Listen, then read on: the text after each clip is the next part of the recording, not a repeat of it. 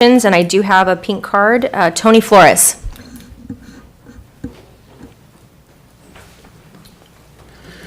Thank you and good evening. My name is Tony Flores. So I want to talk about the high-density housing, bonus-density housing in our city. A while back, I addressed the council regarding Mr. Jones's involvement in high-density housing.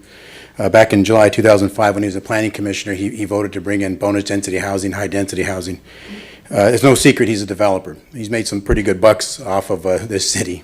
I think we should, well, I guess I'll send a public records request in with the proper wording, of course, to find out just how much money he's made. Remember, you've recused yourself a number of times while up here, and then in some cases you've received donations from these same folks that you're helping along with these projects. We don't seem to be looking at our future here, trying to stuff 10 pounds of stuff into a 5-pound bag. At some point in time, we're going to break. We already know that there's not enough officers out there, but our population keeps increasing. We're getting hit pretty hard on the west end with crime. Along those lines, as far as the Great Wolf, we've been told that they're doing great, but yet we keep getting hammered in certain areas with our fees, charges, assessments being raised. I'm talking about the high-density housing right now, of course, because we do have quite a few folks in here, and with Great Wolf, we hear we're doing great, but the dollars don't seem to be coming in.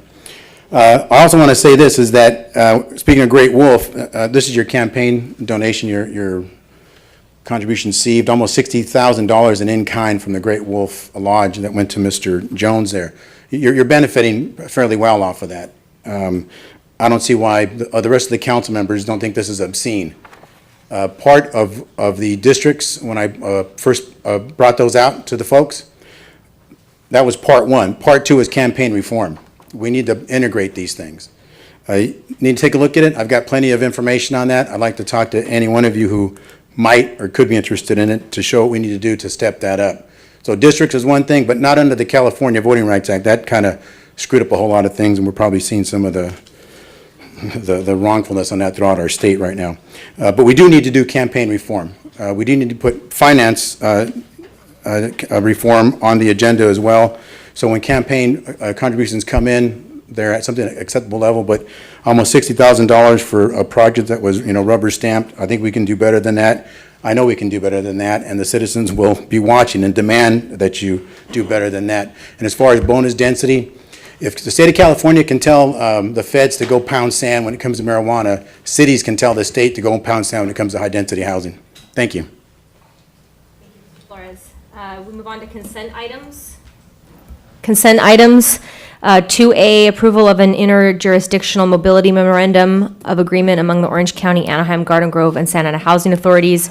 Receive and file the Housing Authority status report for April 2017 and receive and file minutes from the meeting held on April 25th, 2017. Do I have a motion? Motion to move the balance? Second. Call for the vote.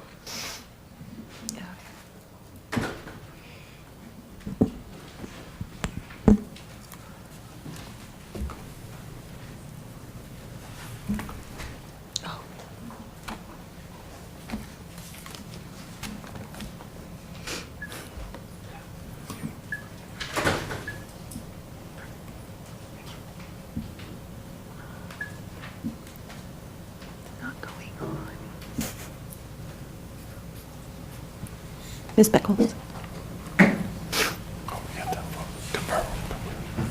I did.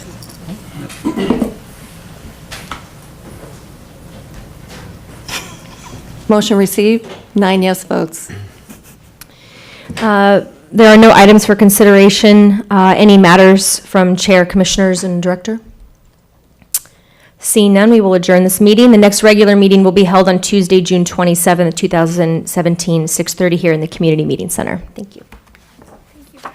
Great evening. She changes it. Change it automatically. That's nice. Okay, thank you. We will open the May 23rd City Council meeting. And Madam Clerk, if you would like to call roll for City Council.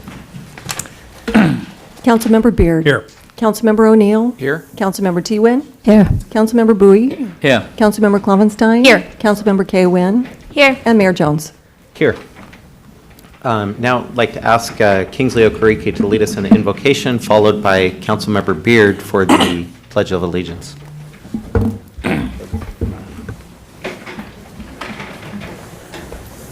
Heavenly Father, as we gather here this evening to deliberate and make decisions on issues before us, provide us with guidance and wisdom necessary to make the best decisions for this fine Garden Grove community we serve.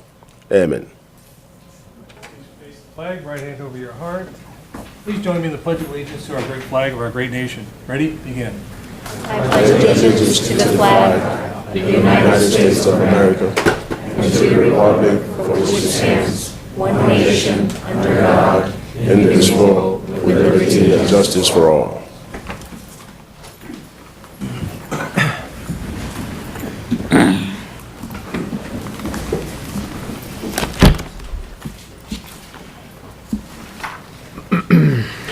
Thank you. We'll now move on to presentations, and we have a community spotlight tonight in recognition of Fire Captain Mark Weiss, Fire Engineer Mark Reith, and Firefighter Paramedic Andrew Roach for going above and beyond the call of duty. Chief, take it away.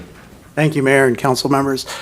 Tonight, the Garden Grove City Council is pleased to recognize Fire Captain Mark Weiss, Fire Captain Mike Reith, and Firefighter Andrew Roach for going above and beyond the call of duty.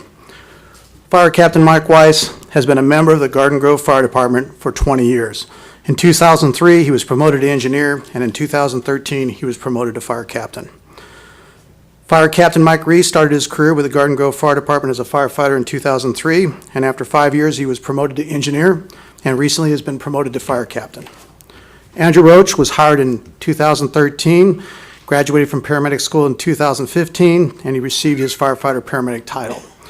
On March 11th, the Garden Grove Fire Department responded to a house fire in the city of Santa Ana, and this is just outside the border of our city where we were providing auto aid. When the firefighters arrived at scene, they were informed that there were people inside and trapped. Immediately, now Fire Captain Mike Reith, entered the home and began a primary search. With the aid of a thermal imaging camera, Mike found the mother inside the house who was in cardiac arrest, brought her outside, where the paramedics were able to resuscitate her and transport her to the hospital. Mike then returned into the structure and found the daughter. The daughter was in respiratory arrest, not breathing. She was brought out and treated and immediately transported to the hospital. The father, who was inside, also in respiratory arrest, was found and saved by Captain Mark Weiss and firefighter Andrew Roach. At the hospital, the father was placed in an induced coma, where he awoke 19 days later, unfortunately learned that his wife had passed away.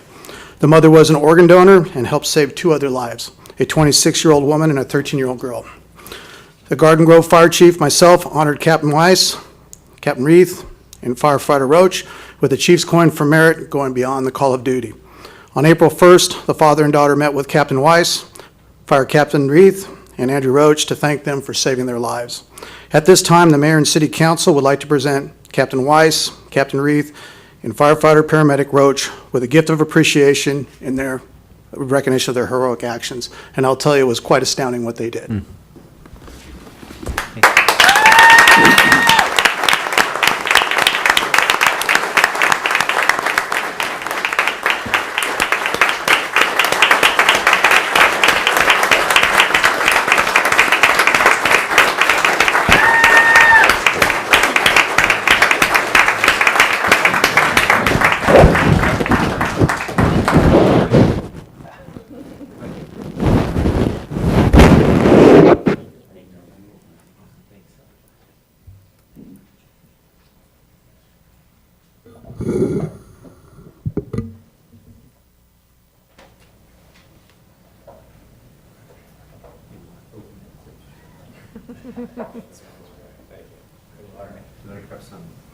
Maybe you guys stand.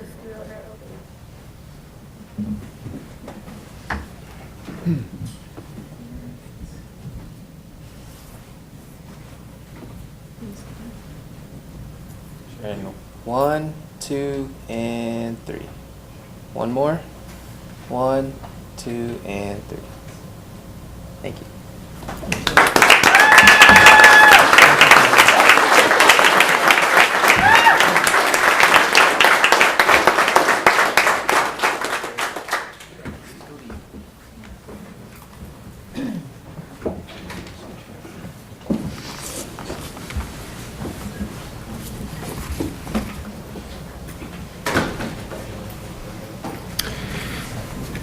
right, we'll now go on to oral communications. This is for all the different legislative bodies for tonight. I only have several cards. Oh, I just picked up a couple more.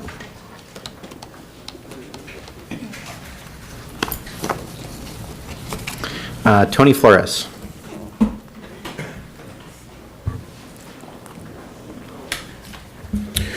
Good evening, Mayor, Council staff. I'm Tony Flores. I just wanted to update you on our meeting with Mr. Stiles, myself and a few other citizens regarding the out-of-control crime in our city. You've all received the email. You should have received the email. If you haven't, I'll send it again. But we are requesting another meeting to make sure that we keep this going forward. Among some of the things that we're talking about, just so the other folks know, is the discussion of the need for additional police personnel. But in those discussions, of course, is a challenge of funding the police personnel. We all know that's an ongoing deal. But also, too, the overcrowding and the overbuilding in our city, it needs to be addressed. I spoke about that earlier. Also, too, we want to know who on this council is going to Sacramento or DC to make sure that our voices are heard. If you've done it, you need to report on it, because I haven't seen it in any of the minutes. But on this specific issue, it needs to be done. And if you need help with that, you can get a hold of us, and we'll be glad to do that for you. We're also working on putting together an auxiliary patrol with the use of volunteers to help our police department. None that's out of control. It's not the Wild West. We're not going to be out there with guns or, shooting down criminals. However, you probably heard recently that citizens in West Garden Grove had to subdue a would-be criminal that didn't quite get away. But we citizens shouldn't have to be doing that. This is what you folks are here to do, to find ways to make sure that we don't need to do that. We will, and I'll lead the folks if we have to, but prefer not to. We want to get this done to where it's done legitimately. So we're going to put a plan together. I believe Houston has something going on with their citizens that we'll turn over to Mr. Stiles here eventually. Talking about funding, so hard financial decisions will need to be made. Maybe my third or fourth time I've been here talking about the Fleet Management Fund. Still haven't received an explanation for it that's comprehensible and that we can digest. I've asked for it since, October 2016. We need to find out what's going on with that. So we can take those dollars and maybe find a way to get them into putting more officers on the street, doing whatever we have to do. I've talked about, recently I sent in the request for information regarding our water utility. I've received some information, thank you, Mr. Stiles. However, it was just giving me a CAFR and a budget, and basically go find the information yourself. But in those dollars, according to your own information, January 24th of this year, there was a presentation, had something to do with admin support costs. Admin support costs, about 2.5 million a year. What exactly are those? And are we using that for anything other than the cost of our water fees? Now, that hasn't been answered. I'm not quite sure if we're within the California Constitution or Prop 218. But as you folks know, and again, I sent this to all of you, the city of San Juan Capistrano was sued regarding their water rates. And they were probably a little more solid ground than what we are here in Garden Grove. I suggest we take a look at this, and if there's dollars in there that are being used for anything other than water, we need to take a look at that. But we also need to find a way to start putting more police on the street, or at least finding a way we can put citizens out there that can volunteer to help reduce the crime. Just some high visibility patrols by volunteer folks, trained, of course, and everything that we need to do to make sure that this gets accomplished. And again, I'm already out there right now walking my neighborhood. And it's been a while since we've had any issues out there, but some things will slip through the cracks. I'm not home 24/7, but I'm going to start showing other people throughout the city and how to do it and what to do until our next meeting with Mr. Stiles. This is Memorial Day weekend coming up. We need to remember all of our veterans, all of our men and women in uniform, whether it be police personnel, military, that have sacrificed much so people like me can sit here and address my council, my state senators, assemblymen, our senators, and our congressmen, congresswomen. Because of them, I can do what I'm doing right now to communicate on behalf of citizens to our government. Americans that assimilated into our culture. Americans. And let's remember those folks this weekend. Thank you. John Wildsmith. Good evening, Mr. Mayor, Council, Mr. Stiles and staff. Just want to announce the annual meeting of the Garden Grove Neighborhood Association, which will take place on Saturday, the 10th of June.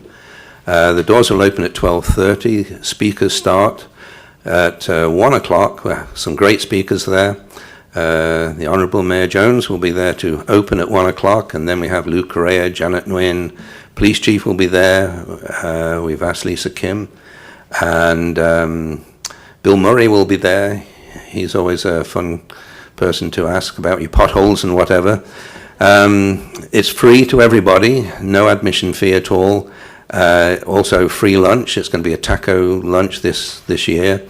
We'd like you to bring some little extra money for raffles, etc. And we always encourage people to join. It's $12 if you wish to join. Don't have to join, but it's a great cause. $12 per family, not individuals. So we'd love everybody to be there. The rest of the council, when I get around to it, you will get a letter from me to be there and enjoy and mix with the people, etc. Unfortunately, the mayor will always speak for the council. So Saturday, June 10, doors open 12:30, speakers start at 1. There'll be plenty of shade there, free taco lunch, bring some money for the raffle, and hopefully you'll join. $12 for a whole family. And we also have monthly drawings. Those that are paid members will have a monthly drawing, or there will be a monthly drawing, a little prize. I guess we'll announce this again in a couple of weeks' time, but sorry I didn't bring any flyers, but next time I'll have some flyers. Thank you very much for your time. Thank you, John. Charles Mitchell.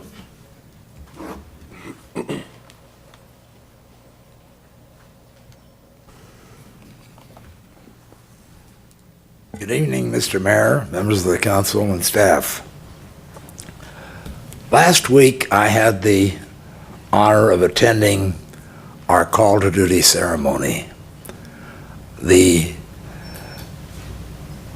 pain never goes away, unfortunately, but the event and the presentation does get better each year.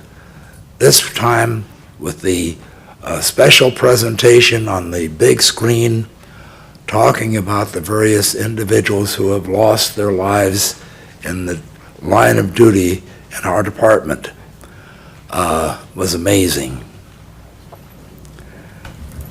Next Monday, there'll be another commemoration, and this is honoring all of our fallen veterans over the various generations. Now, I've been approached by several people asking, including some members of city staff, if there's any place in Garden Grove that has a special event.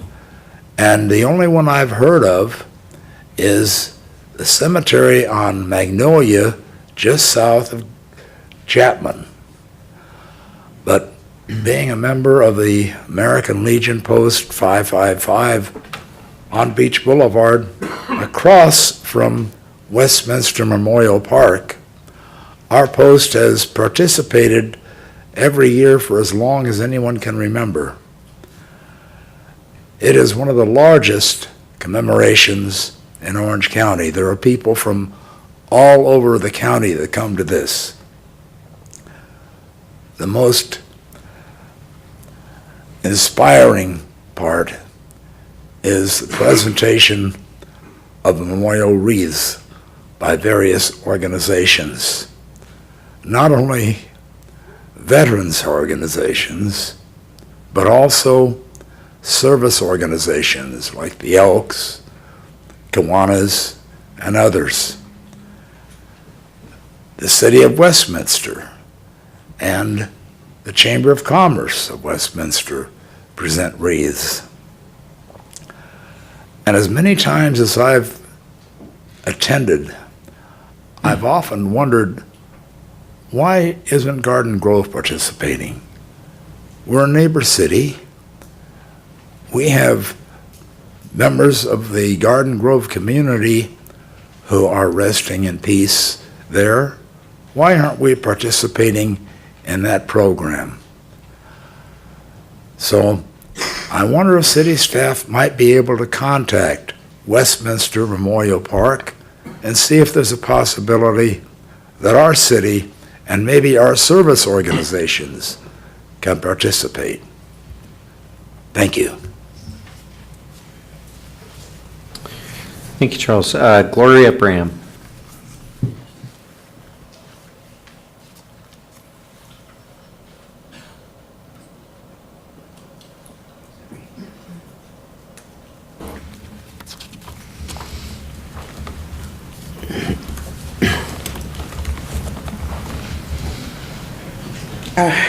Thank you, Mayor, and members of the council, fellow residents.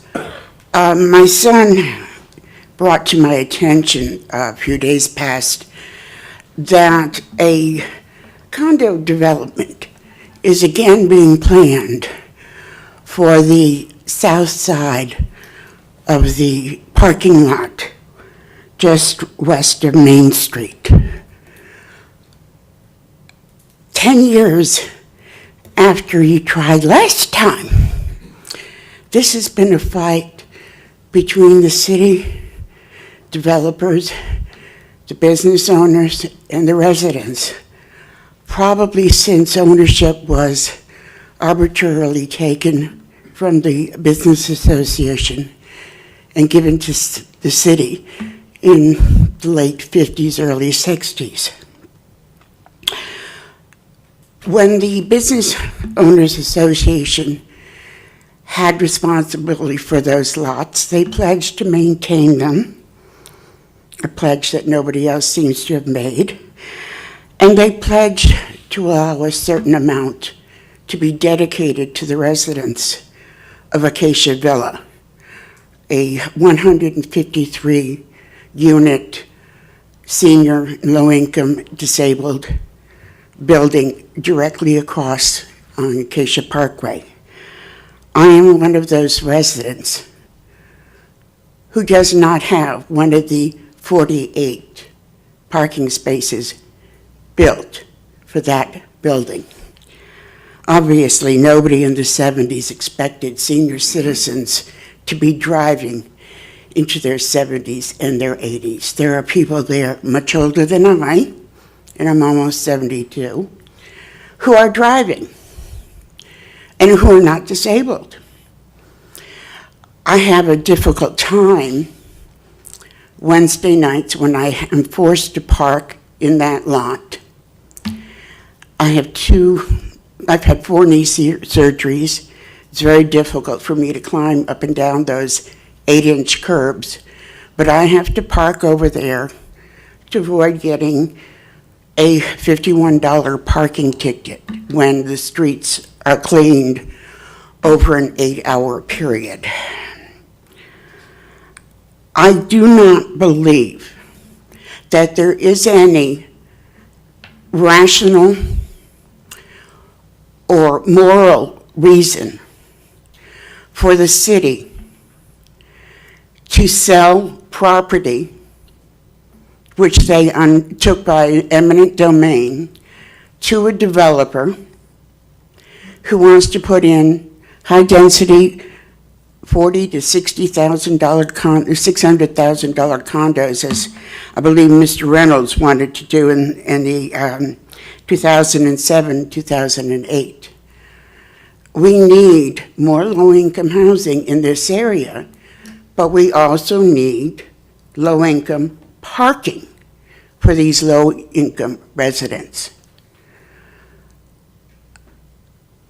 I plead with all of you to go back, to search your souls, to search your hearts, and to consider the current residents in Garden Grove who are not wealthy, who are not actively working, who have the need of city services, who enjoy the fact that they can walk to shopping but also need their cars for medical visits. I plead that you let us keep that parking lot, that you maintain it so it's not a hazard, and that you specifically delineate and designate a portion of the north end of that lot for parking only for residents of Acacia Villa. Thank you. Thank you, ma'am. Beatrice Jones.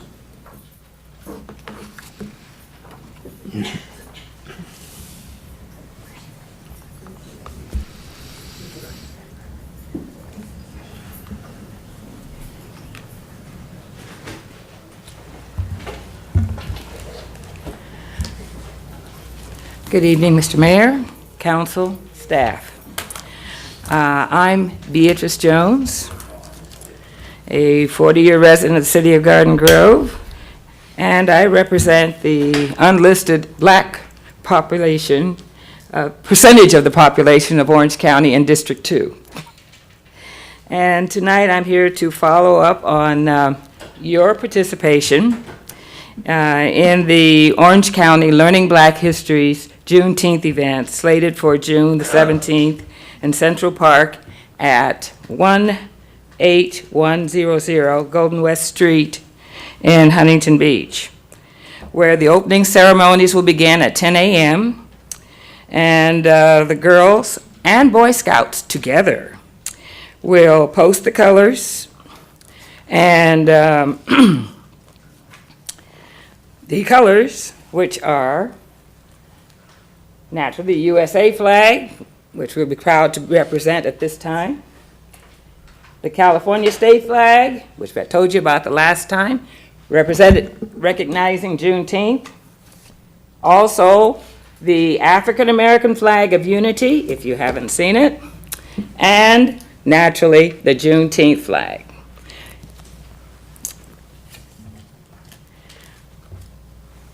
The event brings together many organizations, many of them political, and groups of many sorts, not only the Orange County Learning Black History Group, the NACP, the Young Black Entrepreneurs, veterans, the National Association of Black Military Women, and others.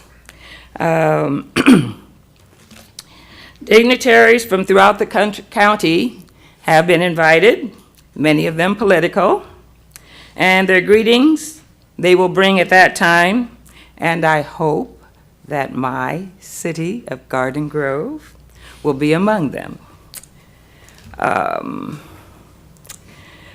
happy that the people of the United States today are embracing the truth of slavery, because today we can now have 2 Independence Days, the 4th of July and the 19th of June. And it's been recognized in the U.S. Senate by Senate Bill 474, sponsored by Carl Levin, senator from Michigan, with over 40 co-sponsors to this. It unanimously passed the Senate, and that was really a remarkable thing to pass the Senate in June of 2014, making this really a historic landmark experience and acknowledging the country's legacy of the enslavement from freedom of enslavement, or maybe it's from enslavement to freedom. And tonight I'm going to leave you what I didn't do last week. I'm going to leave you each a nice color flyer so that you can post it with the kids, things that you hang on the wall of the refrigerator and might motivate you to remember the event.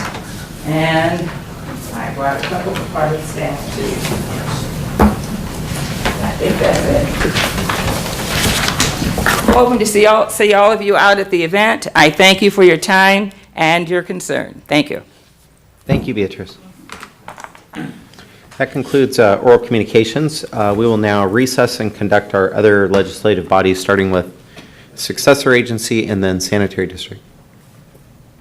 If may have one more minute, there's another part of what I was going to say. Come on up. In addition to the ceremony on Memorial Day, our post is hosting a potluck, and it's not open to just veterans, it's open to everyone. So come and join us. It starts at 12:30. If you're not into cooking, pick up a pizza or some fried chicken or a pie and come and join us. We'd be happy to see all of you. Thank you. And that concludes oral communications. We'll now move on to successor agency. Madam Clerk, would you like to call roll? Member O'Neill, Here. Member T. Win, Here. Member Bowie, Here. Member Kloppenstein. Here. Member K. Win. Here. Vice Chair Beard. Here. And Chair Jones. Here. We already did oral communications simultaneously with city council and other bodies. We have consent items just to receive and file the minutes and approval of the warrants. Do I have a motion? Motion. Second. For the vote?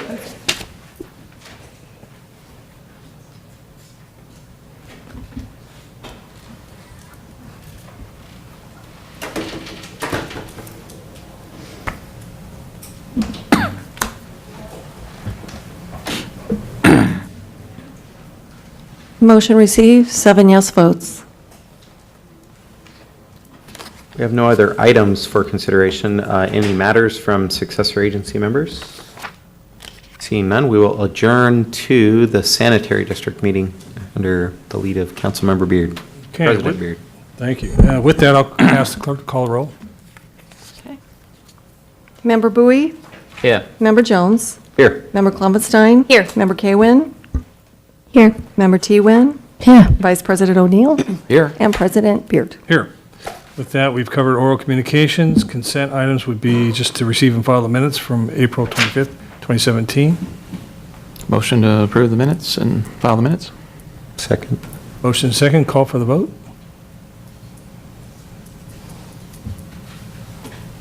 Oops. Yikes.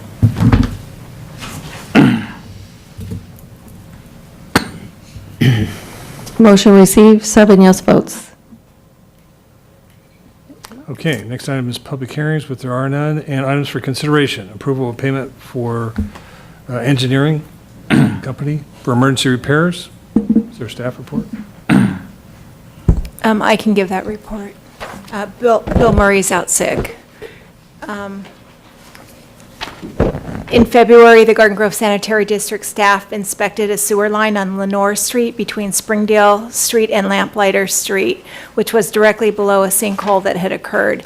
The camera inspection revealed that the sewer line had sunk and was broken in several different areas. It was also discovered that one of the residential laterals was broken near the sewer line. Paulus Engineering was contacted to make emergency repairs to the sewer line and private lateral connection. On February 28, 2017, the Garden Grove Sanitary District adopted the attached resolution authorizing the district to proceed with emergency repairs to the sewer line and sinkhole on Lenore Avenue. It was anticipated at the time that the total cost would be approximately $300,000. During the repair to the sewer line, Paulus Engineering crew experienced some unexpected issues that impacted the total cost of the repair. The contractor found high groundwater levels in the area of repair that required the installation of dewatering wells and pumps prior to repairing the sewer line and residential lateral. The dewatering pumps needed to be replaced numerous times since silt in the line clogged the pumps. Additionally, the high groundwater levels did not recede as quickly as anticipated. Due to these unforeseen problems, the final total cost of the repair is $366,654.42. There's no financial impact to the general fund. The repair will be funded from the Garden Grove Sanitary District budget.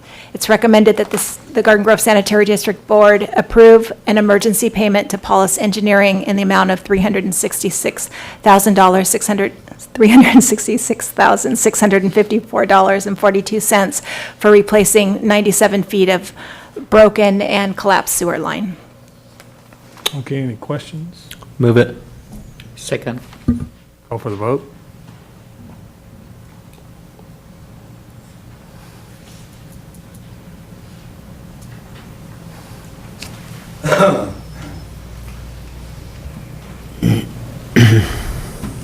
Motion received, 7 yes votes. Okay, matters from the president, board members, general manager, anything? Seeing none, we'll adjourn to our meeting of June 27th, 2017, and then go back to city council meeting.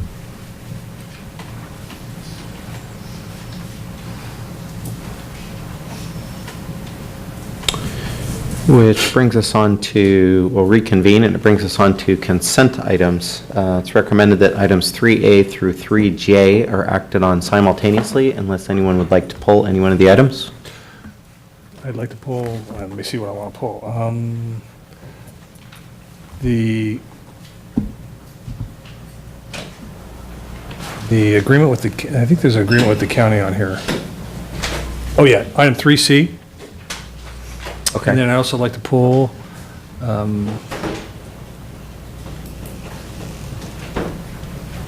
excuse me, just a minute. That's it, thanks.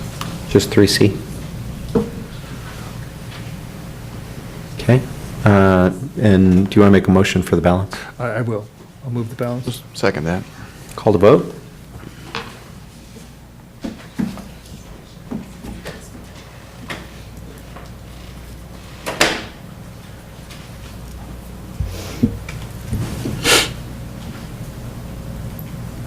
Motion received, 7 yes votes. Okay, 3C. I just had a question. So we're ending the program, correct? Oh, that would be a Bill Murray question. He's sick, so. Yeah, it's a Bill Murray question, but I can. We're finishing up with the people who are already in the process right now, the pipeline? That's correct. Okay, I just There's wanted to be clear on that. 18 people still in the process, so the contract is being approved to allow us to finish out that waiting list, and then it will be terminated from that point forward. That's all I had. So I'll move approval. Second.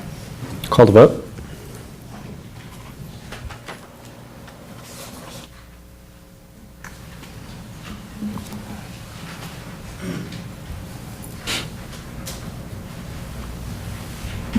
Motion received, 7 yes votes.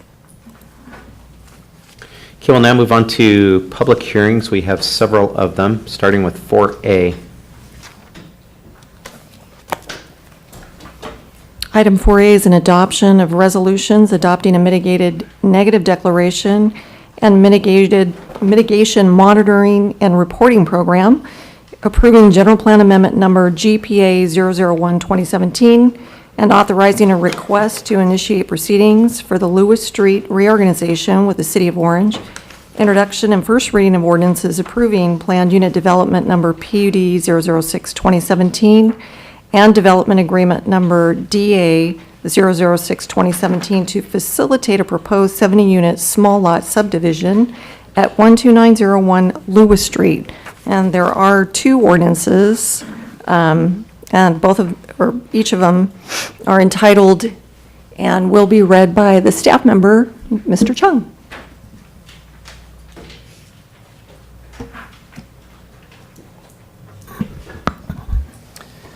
Thank you. Good evening, Mr. Mayor and members of the City Council.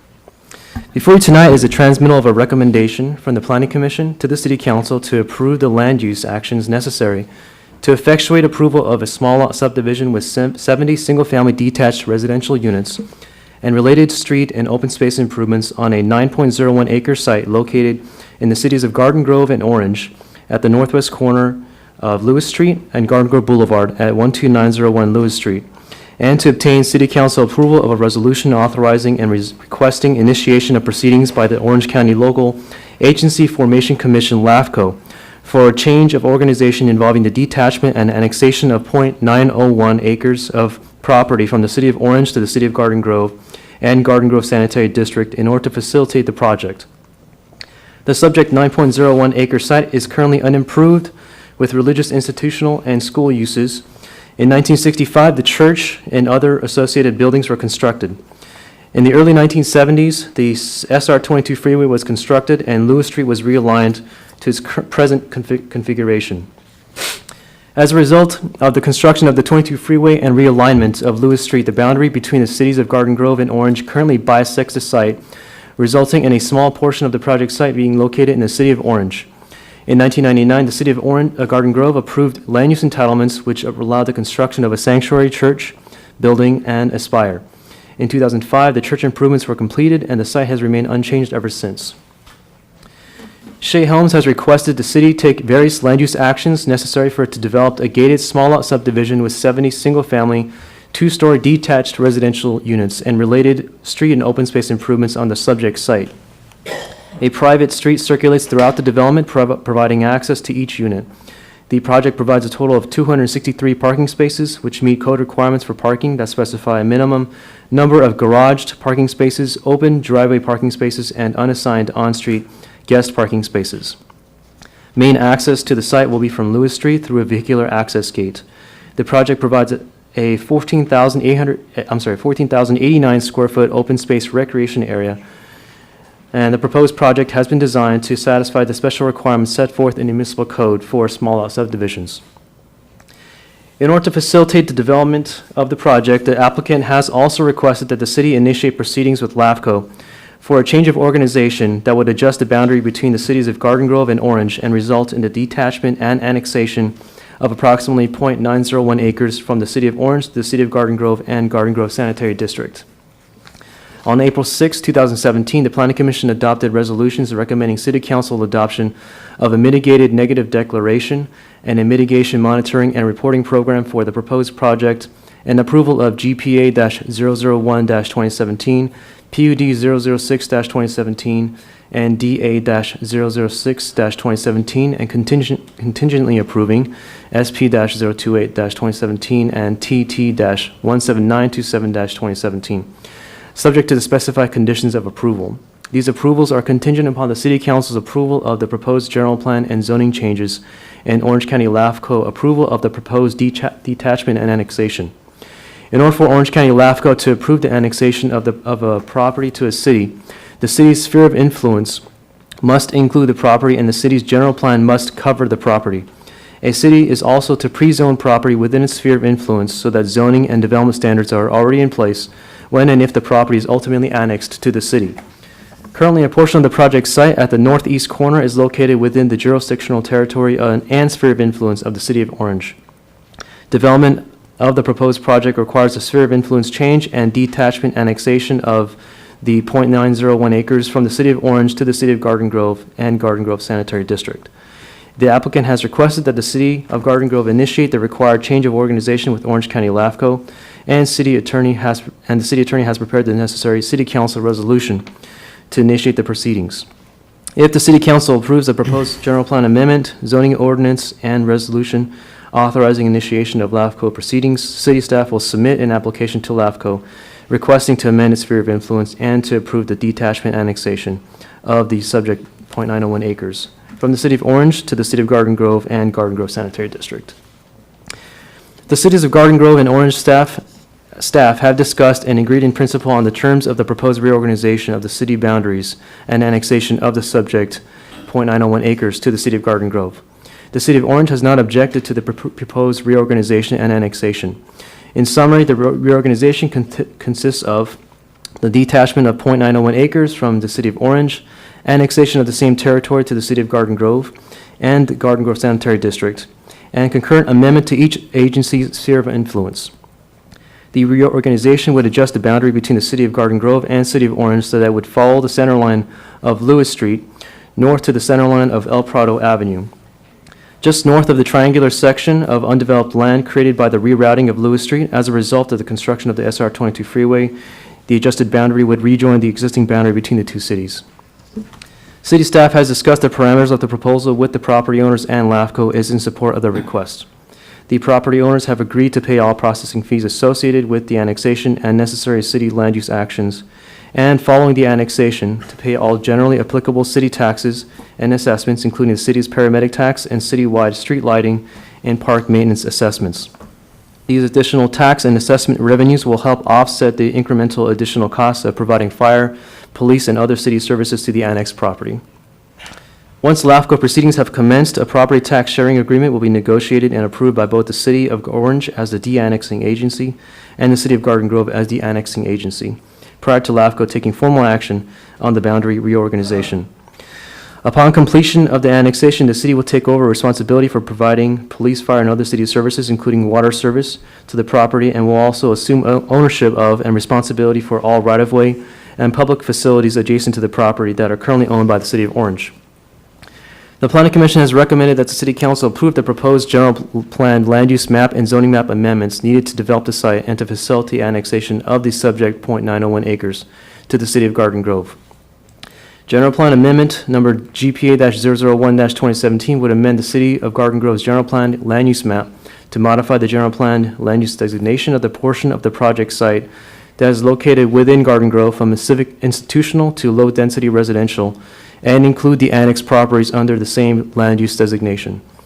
The site's proposed single-family residential type housing is similar and compatible with the surrounding properties, which have both single-family and multifamily housing.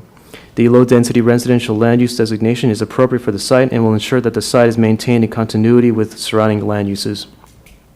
As part of the project, the city's zoning map would be amended to pre-zone the portion of the project site to be annexed and to change the zoning of the portion of the project site located in Garden Grove to residential planned unit development zoning PUD-006-2017 with R1 single-family residential based zoning. Upon LAFCO approval of the proposed annexation, the annexed properties would automatically become subject to the PUD 006-2017 zoning with R1 base zoning. The property owner will enter into a development agreement with the city pursuant to the proposed development agreement. The property owner will be guaranteed 4 years in which to construct the project in accordance with the approved general plan designation, PUD zoning, site plan, and tentative tract map, and the city will receive from the developer a development agreement fee to ensure that the infrastructure and public facilities required by the development of the project are constructed, and that the infrastructure and public facilities will be available no later than when required to serve the demand generated by development of the property.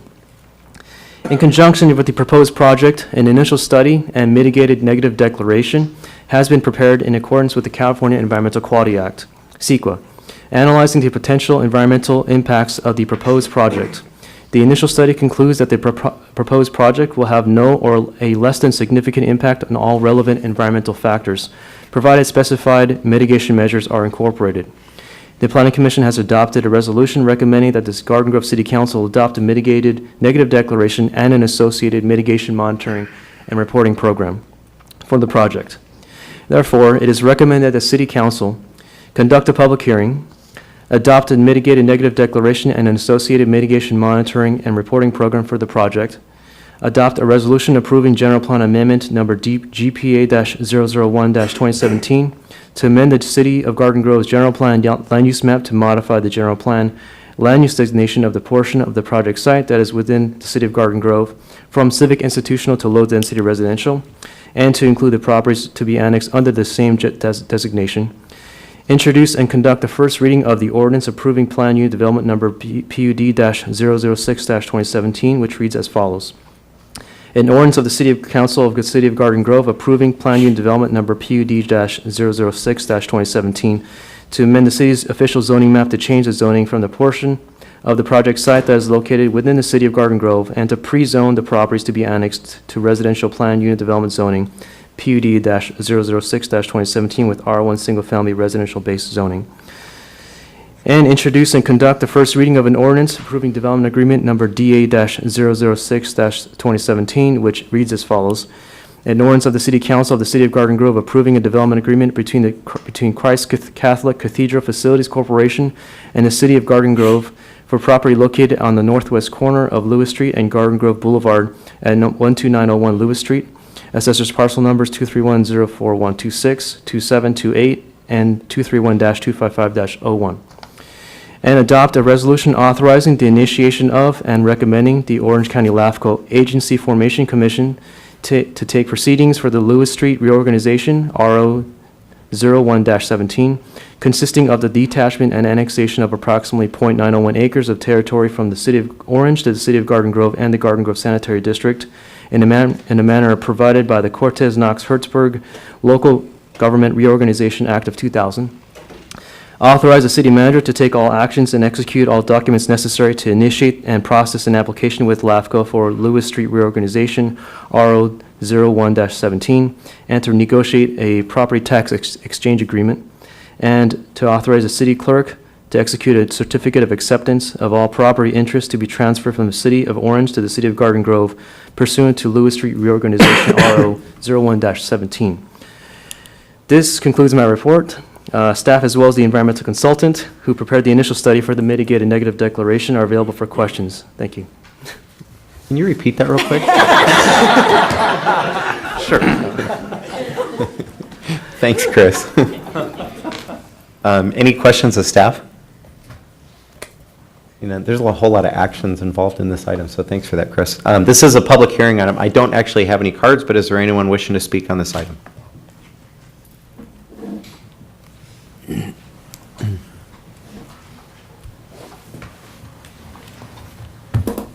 Good evening, Mr. Mayor, council members. John Danvers, representing Shea Homes, the applicant for the project.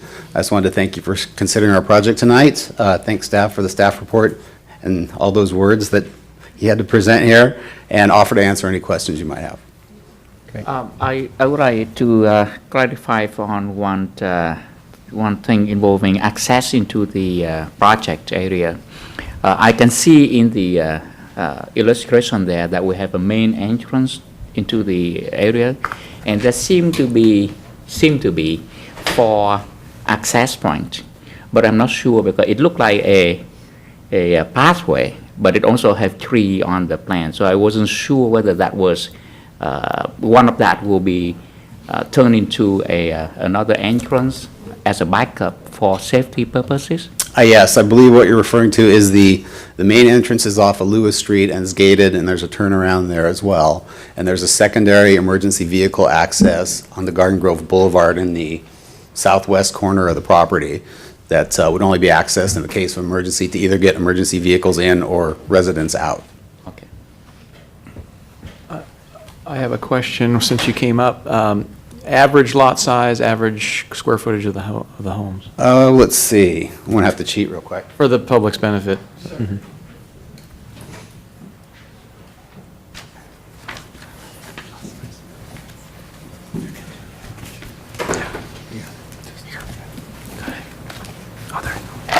The home size, the square footage of the homes is 2,400 to 2,600 square feet roughly. I think the plans are in your package. Lot size, I'm not sure I have that captured anywhere. Just approximate.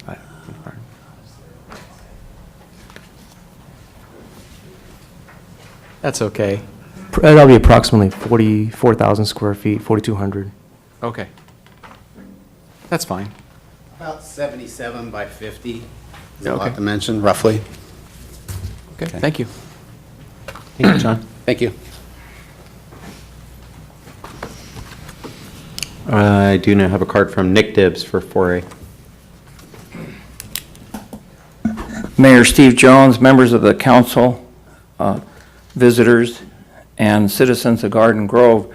I received an email late this afternoon from Maureen Blackman, president of the Garden Grove Neighborhood Association. I don't know if she's still here or if she made it, but she commented in the email that we received, since I'm a member of the group, and I'm Nicholas Dibbs, by the way, that the question is, this project does not, as far as we know, have anything about providing some low-cost or low-income housing. And aren't most of the projects supposed to have some component of low-income housing or lower-income housing because the cost of housing is so high? So is the developer, can the developer possibly include or the council ask that if there could be some provision for seniors, particularly veterans and seniors who are low income, to have a certain number of the units at a reasonable cost. That's the question that was raised in the email, and so I'm sort of passing it on, and it's something I'm also interested in. Thank you. Thank you. Okay, seeing no other cards, we will close the public hearing component. Colleagues, any questions or comments, or? I'll address that one real quick. This particular project is not an affordable housing project. It's a market rate project. I think we're all excited to see higher home values come into this part of town, in this area. That will be I think a very positive thing for, in all regards, to see home values increase in that area, to see sort of a difference in the demographics of the home buyers that will be buying them, and therefore spending sales tax dollars in our city in that area. So I think it's a positive thing. We do have a range of different housing projects throughout the city. There are a number of affordable housing projects in the works. This is not designed to be one of those.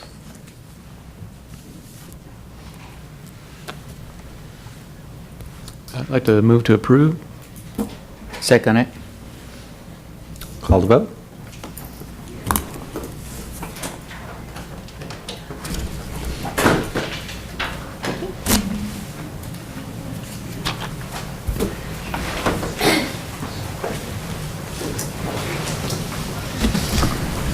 Motion received, 7 yes votes.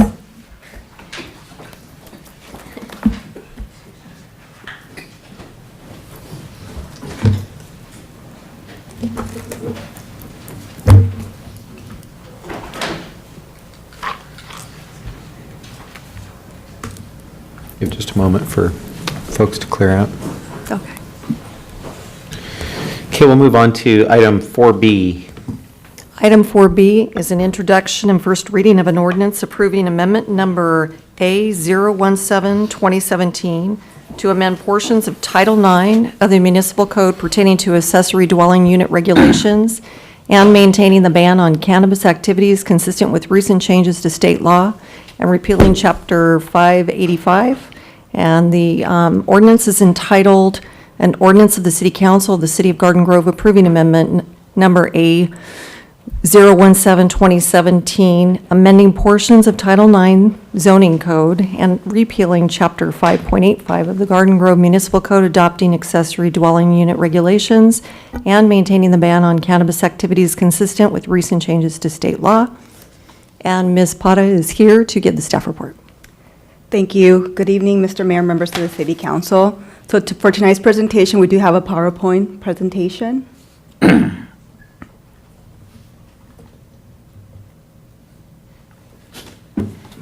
Wait.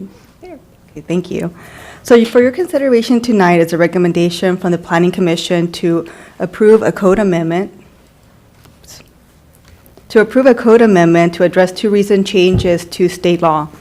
The first relates to accessory dwelling units, also referred to ADUs, and changes to state law as a result of Senate Bill 1069 and Assembly Bill 2299 that created more flexibility for property owners to construct accessory dwelling units on properties to improve with an existing single-family home with fewer land use controls.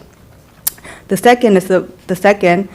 proposed amendment will update the code to address private cannabis cultivation as a result of Proposition 64, which was approved by voters in November 2016 to legalize recreational marijuana. Proposition 64 permits the city to continue to prohibit marijuana business activities, but the city cannot prohibit individuals 21 and over from cultivating up to 6 marijuana plants within a single private residence. So it will limit the plants to 6 plants per household. So this presentation is going to present two separate topics, but the majority of the presentation will discuss accessory dwelling units. So for accessory dwelling units, the intent of the state law is to facilitate the construction of accessory dwelling units with limited land use control in order to address the state's growing housing crisis. So the proposed amendment will introduce new definitions that would align with the state law. And in summary, an ADU is a separate and independent living unit from the primary residence that has a separate kitchen and bathroom facilities. The proposed ordinance would also address new construction of ADUs, and ADUs can be designed to be attached or detached from the primary residence. And under state law, the city can impose certain development standards for new construction of ADUs, such as requiring a minimum lot size, identifying the zones where the ADUs are permitted, minimum unit size, and other standards, although the state has specified specific parking requirements for accessory dwelling units that the city cannot regulate. ADUs can also be created through the conversion of existing permitted space within an existing single-family home or within an accessory structure with relatively no land use control over the ADU.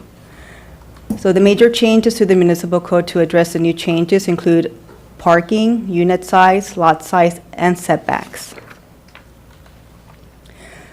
So accessory dwelling units can be constructed through either new construction or through the conversion of existing space.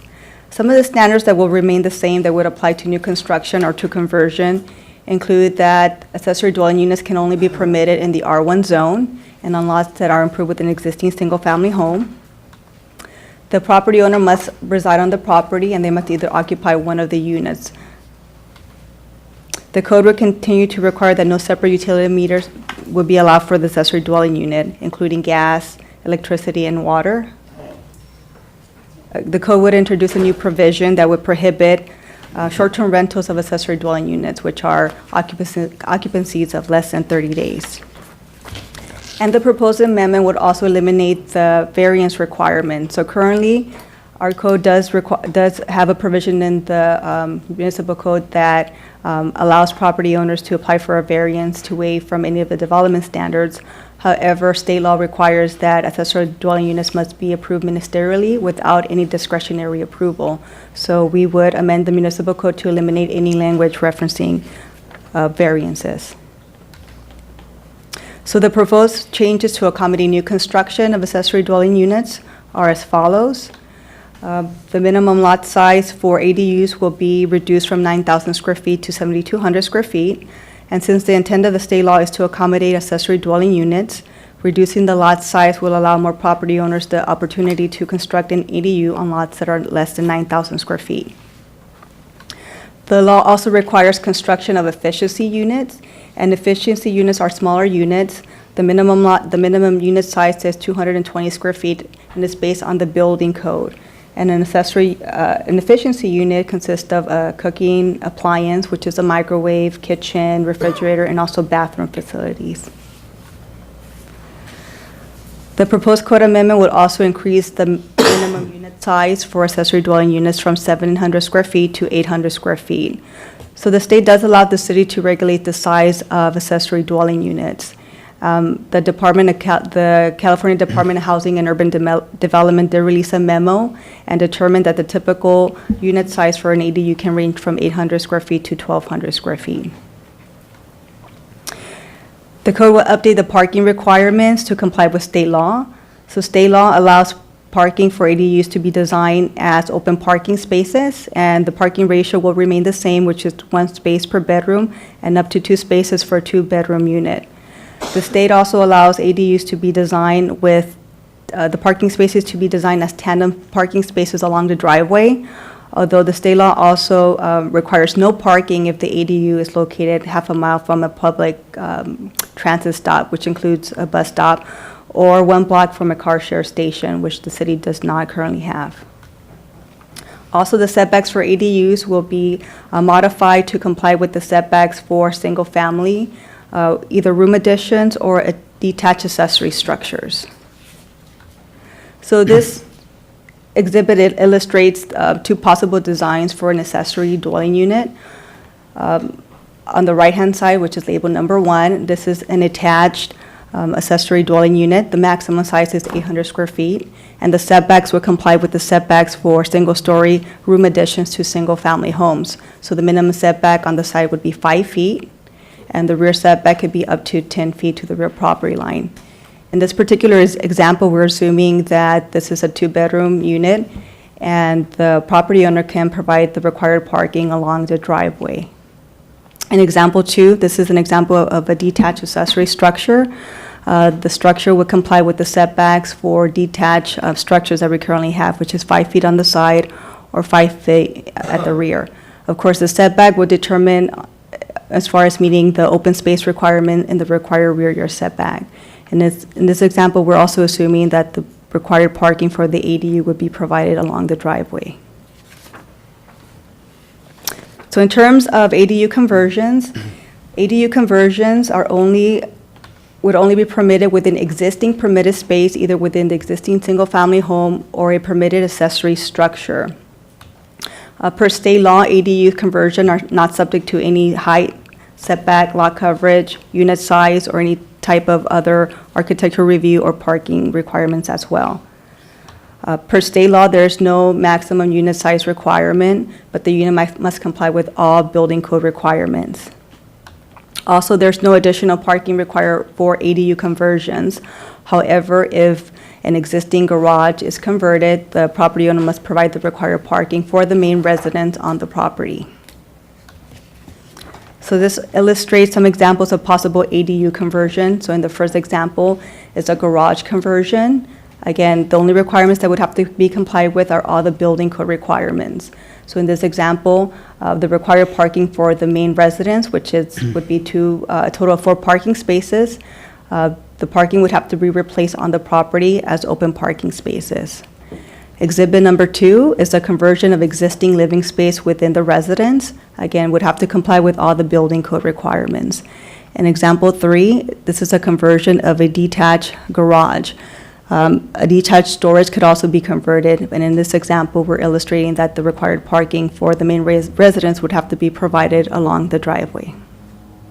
So we have received many inquiries about the proposed regulations from community members, and to educate the community on the new ADU regulations, the Community and Economic Development Department will hold an informational workshop for the community, 60 days of adoption of the ordinance. And to finalize tonight's presentation, the proposed code amendment will update the municipal code to address private cannabis cultivation. So Proposition 64 legalized recreational marijuana and included a provision that the city could continue to prohibit marijuana business activity, which the city currently has a ban, but the city cannot prohibit private cultivation of marijuana. So with this proposed amendment, the city will continue to prohibit marijuana business activities, but will include an exemption to allow for private cultivation of up to 6 marijuana plants within a single private residence, and that's 6 plants per household. The proposed amendment would also repeal Chapter 5.85 of the Municipal Code that relates to the registration process for medical marijuana dispensaries, since this is no longer applicable since the city adopted a complete ban on marijuana business activities. Therefore, Mr. Mayor and members of the City Council, you are asked to introduce the attached ordinance for first reading, approving amendment number A-017-2017 that reads as follows. An ordinance of the City Council of the City of Garden Grove approving amendment number A-107-2017, amending portions of Title IX zoning code and repealing Chapter 5.85 of the Garden Grove Municipal Code, adopting accessory dwelling unit regulations and maintaining the ban on cannabis activities consistent with recent changes to state law. This concludes my presentation, and I'm available to answer any questions. Thank you, Maria. Any questions of staff? See none. I have a Oh, few. go ahead. Go for it.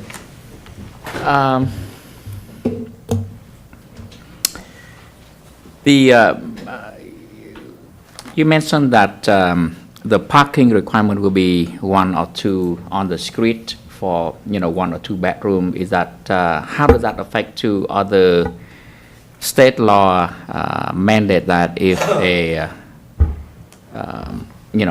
property is close to the public transportation, then there will be no parking requirement? How does that affect? That question number 1, if you can comment on that first. Right, so under state law for accessory dwelling units, so for new construction, we do require, in terms of the parking, it's based on the number of bedrooms. So we would require 1 parking space per bedroom. So it would be 2 spaces up to 2 bedroom. However, on-site, so they would have to be provided on-site. However, the state law does include a provision that if The property is located half a mile from a public transit, and we would be calculating this based on the route, right? So the route that a person will take from the bus stop to the property. So within, any property located within half a mile does not require to provide parking on site.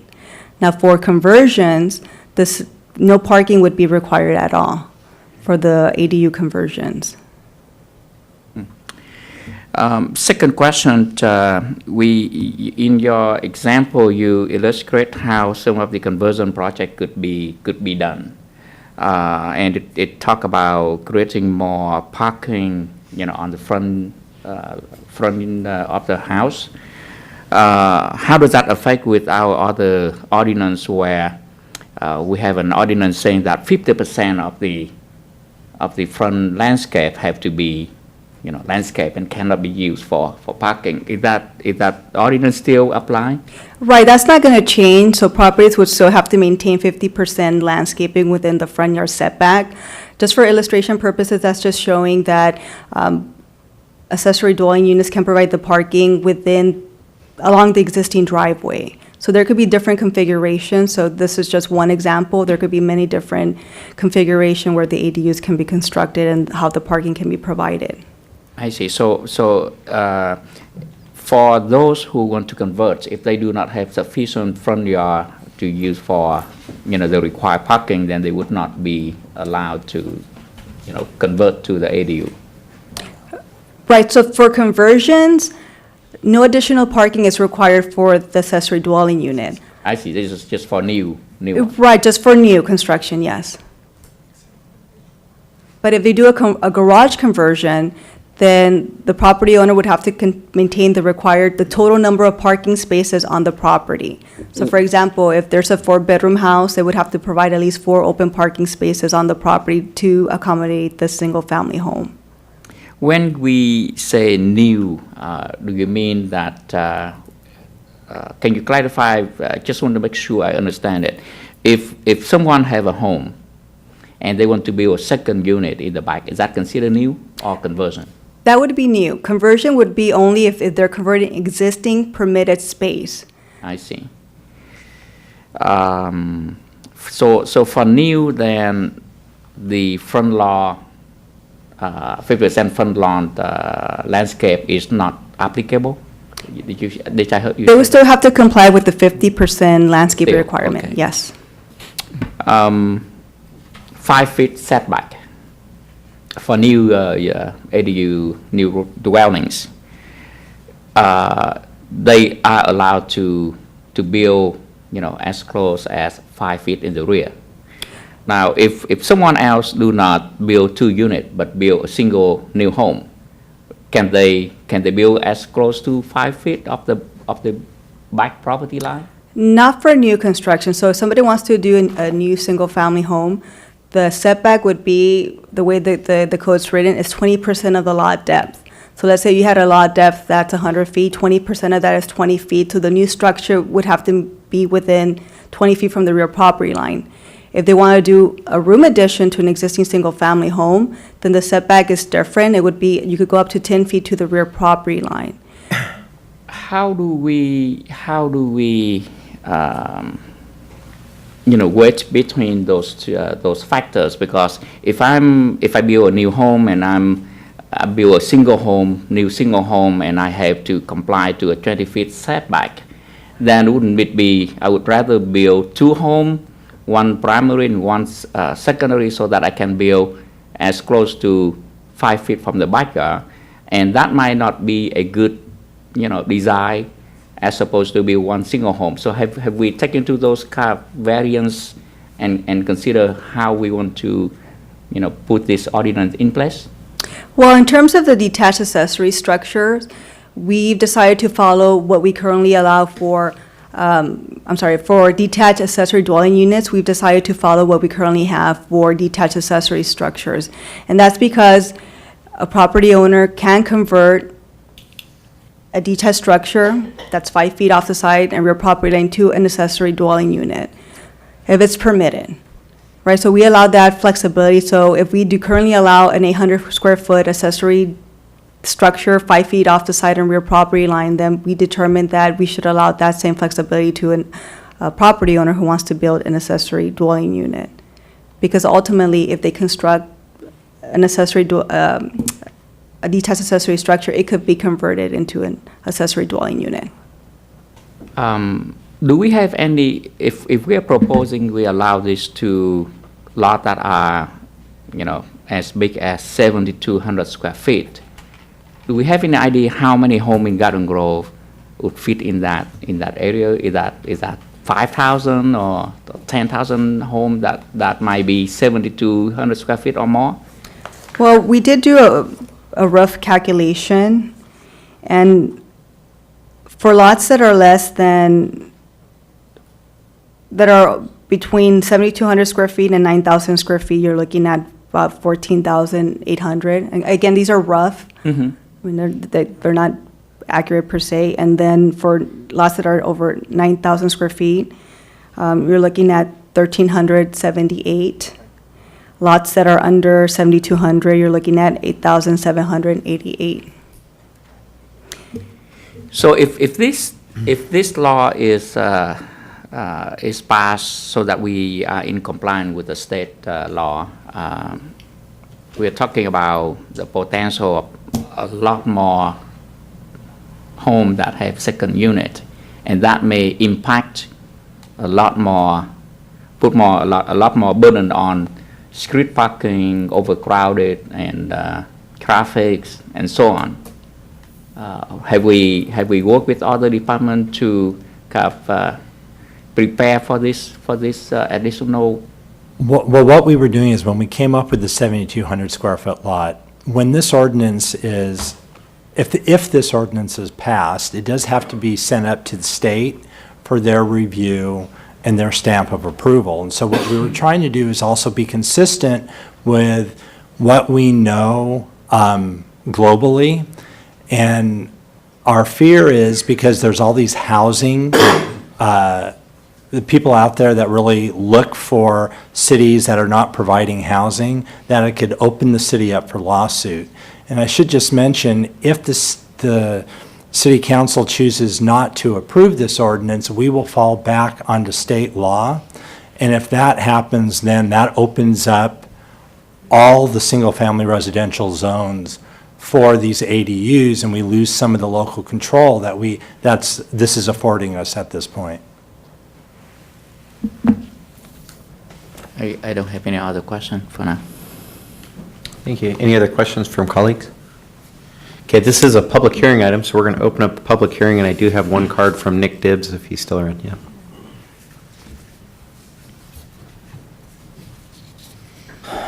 Thank you, Mayor Mayor Jones. I'm behind on the time. And members of the City Council, citizens of Garden Grove, my name is Nicholas Dibbs. First off, want to thank the Planning Department staff, the manager, director who's here, and his staff for answering my multitude of questions back on May the 10th. And I've reviewed this for the last few days, and I've come up with some things that I want to share with the council. And that is, as she read earlier, as staff read, the purpose of this is to address the state's growing housing crisis. So we all know that there's a shortage of housing and there's a shortage of affordable housing. Now thank you, Mayor Pro Tem Bowie, for asking the question earlier about how many lots or homes fit into this. And staff said there's approximately 8,788 homes or lots in Garden Grove that are R1 that are under less than 7,200 square feet in size. That basically includes all of West Garden Grove, or almost all of West Garden Grove. The most of the lots in West Garden Grove are 6,000, typically 100 feet wide and 60 feet deep, so approximately 6,000 square foot lots. The current ordinance, or our existing ordinance, and even if this passes, the ordinances will require to compliance with all the setback requirements and the 50% rule as to landscape versus building. It's possible to have a lot that's 6,000 square foot, like the home that I own in West Garden Grove. I went to Pacifica High School. I've lived in the neighborhood a number of years. And it's possible to take a 6,000 square foot lot with a single family home and add an accessory dwelling unit and still comply with all the setback rules, the parking rules, and the 50% landscape to building ratio, and still have enough room. But I disagree with the Planning Commission and with the staff as putting this at a limitation of 7,200. I think the limit should be reduced, the size should be reduced. Otherwise, all of the thousands of homes in West Garden Grove are not going to be able to utilize this as far as adding an accessory dwelling unit. Yes, they can do a conversion, but they can't add an extra. I have plenty of room in the backyard for an accessory dwelling unit and can still comply with the setback rules, the parking, and the 50% rule regarding landscaping. But the lot of the house that I own is only 6,000 square feet. So this is going against what the governor and the state are trying to do, which is to, I took care of my grandmother for over 10 years. We could have used an accessory dwelling unit at the time for a caregiver. So there's a huge need on the west side, particularly if we consider the fact that the west side is a newer part of Garden Grove as far as R1 residential, and the older portions of Garden Grove generally have larger lots.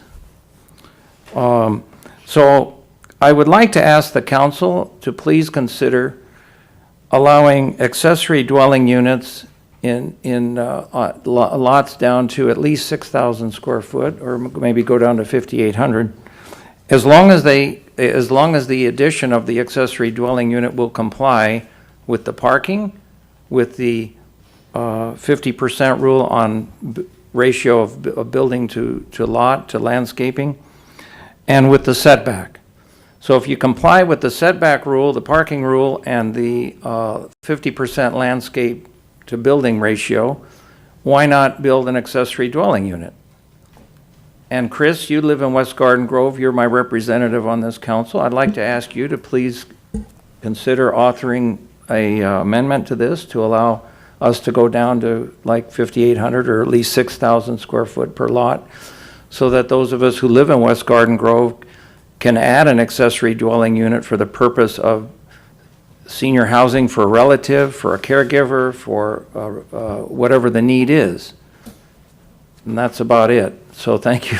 Thank you. Thank you, Mayor and the council, for listening. And that's the only thing I have to say. Thank you, Mark at the moment. LaRue.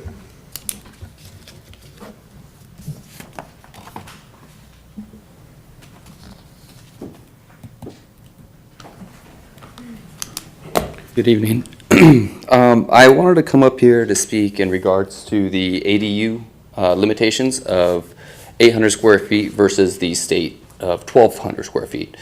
According to what she set forth, at 7,200 square feet, you could build 1,200 square feet for an ADU, you would have to have a minimum 7,200 square foot lot, and the maximum allowable building on lot coverage would be 50%. Is that correct? For Garden Grove? 50% lot coverage. So the overall building you could build would be 3,600 square feet overall, if you can include the ADU as well as the original dwelling unit. I would like the city council to look it over and see if you could actually build 1,200 square feet if you have the minimum lot size. I don't see the reason why you should restrict it down to 800 square feet if you meet all other provisions that you currently have. I don't know what the detrimental effect to the community would be if we limited down to 800 in lieu of 1,200. All right. Thank you. Yeah, thank you. We'll ask that. I don't have any other cards. Anybody else wishing to speak? Seeing none, we'll close the public hearing. Could we get a response to that? I think that's actually a pretty intelligent question. It's just that, what was our thought process? So this is mandated by the state that we adopt something that, Right, and so the state says you can go up to 1,200. It didn't mandate 1,200. The city could pick a size. Since we adopted the current second unit ordinance, it's been a maximum of 700 square feet. It worked. What we did was we looked at what HCD was recommending, and they seemed to be recommending, we felt like 800 was right in line with their recommendation is. What we should note, and that's just for new construction, but you can take your home, a portion of your home, and convert it and actually go larger than 800. If it's within an existing permitted structure, or a structure that has permits, so, if you have a 2,000 square foot home, you could cut your home in half with the way the state law says and have 1,000 square foot, but it's within the existing structure. So there is avenues if you want something larger. We just felt that with the neighborhoods, the size of the lot, and based on what we were reading from HCD and the letter that they put, it was a more appropriate, especially for this, for what we were saying. have we experienced many applications for this type of thing since the beginning of the year? Since January, the minute the law was changed, we've been having a lot of requests come in. And so people have been holding off until this gets approved. But yeah, we've gotten a lot of requests. Can you give us some rough estimate how many? Because we don't know what do you mean by a lot. It could be 100, could be 1,000. No, I would probably say about 150 at least, which is a lot. Wow. Yeah, which is a lot considering before, I don't know, maybe we would do maybe 20, maybe a year.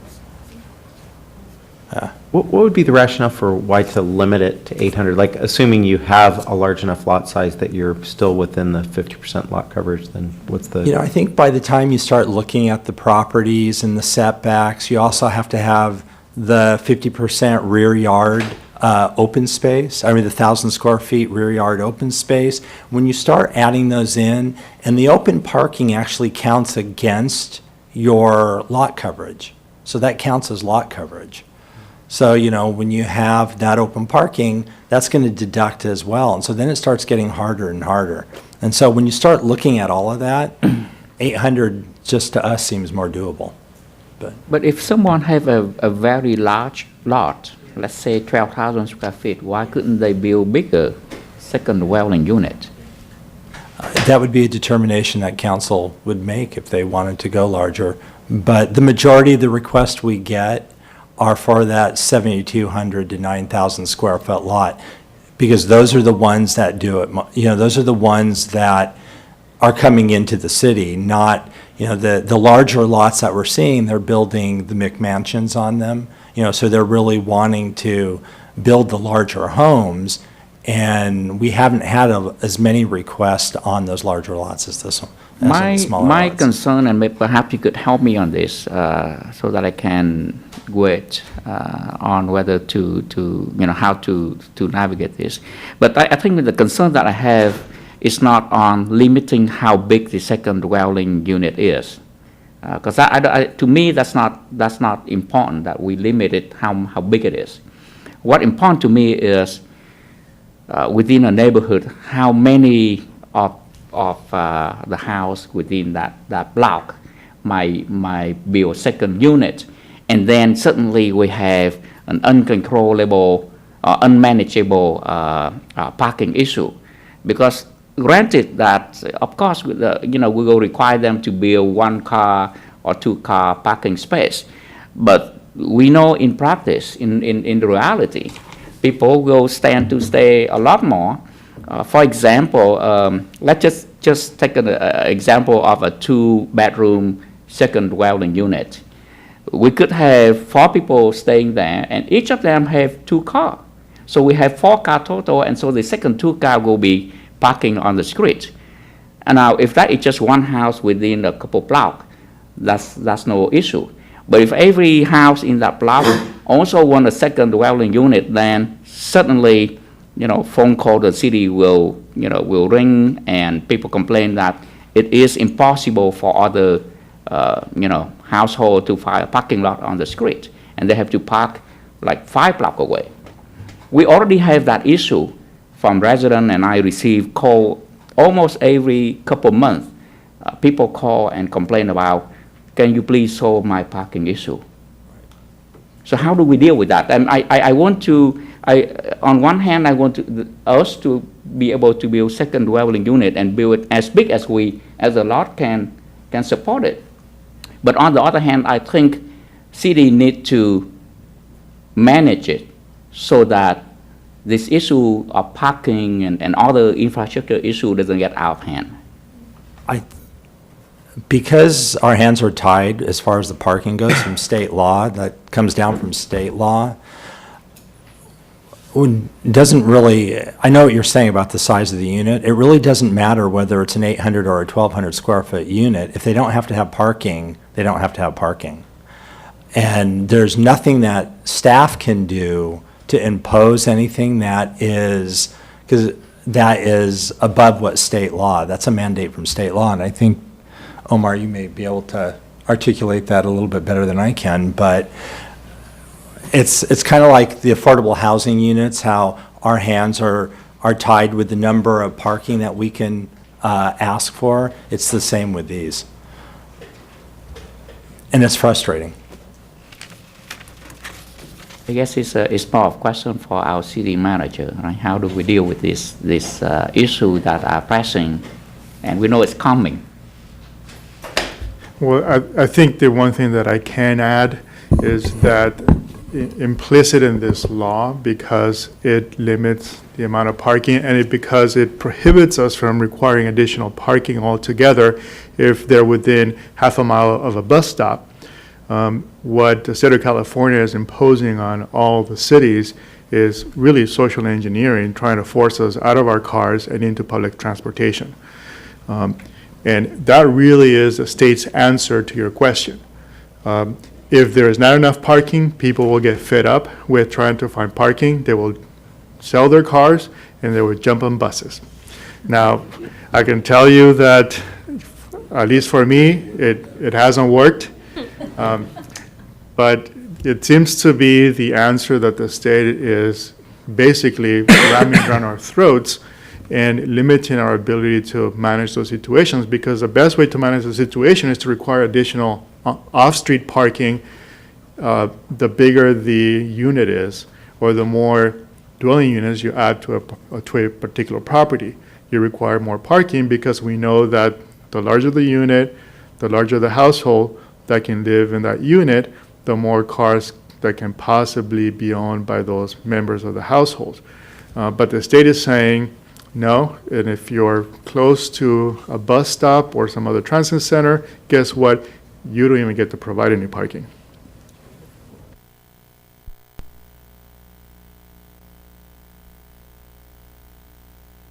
We all know that sometimes it gets out of control. The parking, more people end up living there. How do we police the short-term rental deal? How do we police occupancy of the dwelling unit being, or one of the units being occupied by the owner? These things get, once it's built, nobody's policing it. Those are my concerns. Parking, for me, it's a big thing with safety. I know, in my experience, I've been here a long time, I've been on the planning commission, these things get built, and then there's a non-permitted addition between the garage and the permitted dwelling unit. It gets a little out of hand. I'm also concerned with these accessory units being built in the front yards of our homes and neighborhoods, because it changes the whole look, the whole look of the street. Maybe that's a specific question, Lee, is what would be an example of where they could build the dwelling in front of the existing home and kind of cover up the original architecture and design of the house?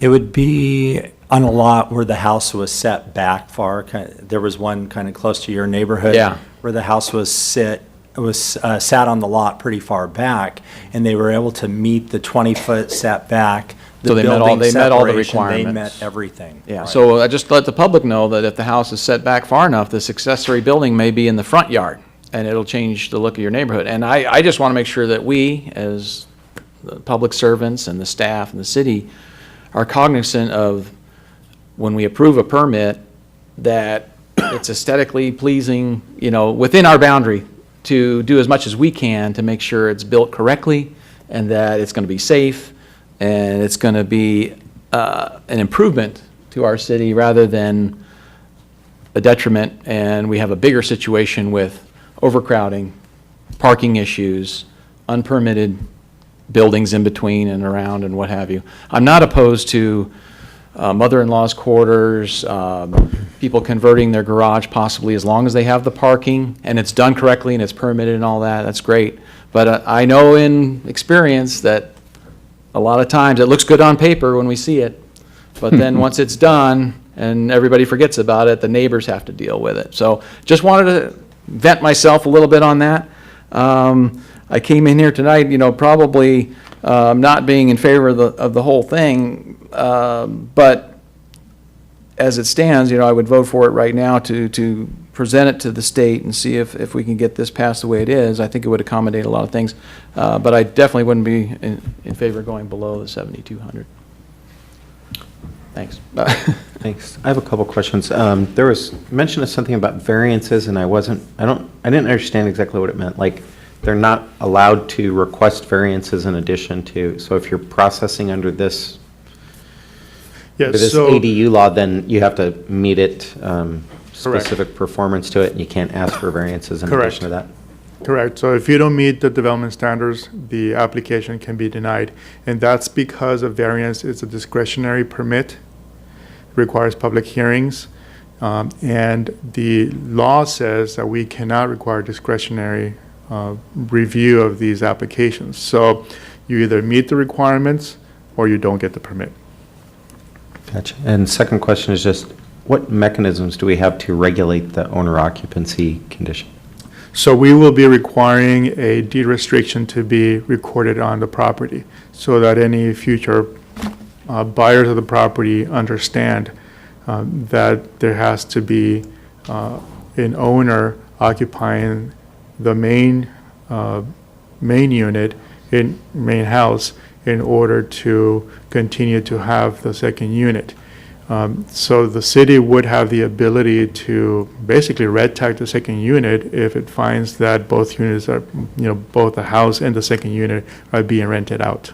So just to clarify, the owner could not occupy the secondary structure and rent out the main house? Oh, they can, but they just have to live on the property. They have to live in on one of the the okay. units. The way you just said that, it sounded like you were saying the owner could only live in the main house. But how do we? No, they can live in the second unit. How do we monitor and enforce it? Well, all of our code neighbors will do it enforcement for us. is based on complaints. know it. And so if we have neighbors complaining to the city that the whole property is being, Neighbors and all the exes. units are being rented out, that's how we usually do code enforcement in the city. We respond to complaints. Typically, neighbor doesn't have the time to go up and check title. But you see who lives on the property next door to you, and you know whether they're owners or not. Well, most of the time I don't know the people who live close to my home, whether they owner occupy or they are rental, because I don't have time to go and check their title to see if they are actually owner. I might not even know the name of the person who live in that property, let alone to know whether they're the owner or not owner. So I think this is a very difficult issue. On theory, it sounds good, it's easy, but I'm afraid we're heading down to where, we open a can of worms here. Now, and I do understand that we are constrained by state law to comply. And on the other hand, I have heard many suggestions that would like to open it, relax it even further, like going down to 5,500 square feet, and or keeping a lot. But if the lot is bigger, then allow it to be a bigger second dwelling unit. On all of those moving target, I don't feel I know enough or think about this enough, even though I studied this for a couple of days. But I don't feel I know enough to, to vote it as it is. Now, I understand I will have to vote yes to support this because state law mandate that. But I don't know if the ordinance that we draft, is that the good balance or not a good balance? Should we relax some more in one direction and restrict some more in the other direction? I do not know that tonight. With that, I don't know if there's any discussion or question. I could, did you want to address that? Go ahead. No, what I was going to say is, if, as time goes on, we realize it's not working, then you could always amend the code.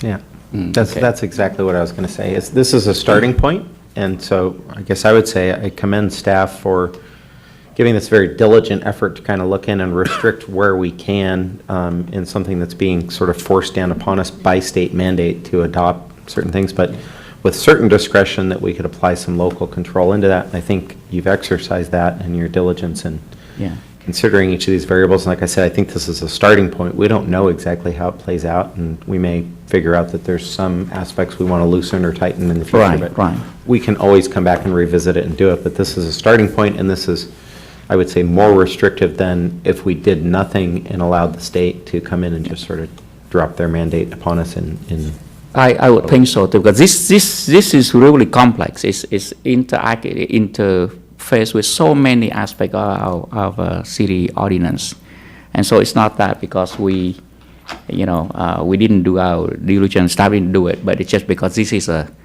very complex issue that we are dealing with. I'd be Yeah, I'd be in favor of making a motion to approve this tonight, and then, going forward, we can make the changes. I'm afraid if we don't, we're just going to fall further behind. And so I'm going to make the motion to pass it as is tonight, and then we'll see how it goes moving forward, and we can always amend it. We've got to send it up to the state and see what they say in number one anyway. That's going to take some time. I would second it, but I would like to make a suggestion that once once this thing is passed or not passed, we follow on with a separate study session. So the city council and members of the public who want to understand more about, the nuance of this new ordinance would have an opportunity to understand it more in depth and kind of, monitor to see where to go from here. And Mr. Mayor, members of council, let me just chime in on just a couple quick points. I think it is important from the staff standpoint. We're trying to look at how can we preserve as much local control with this as we can.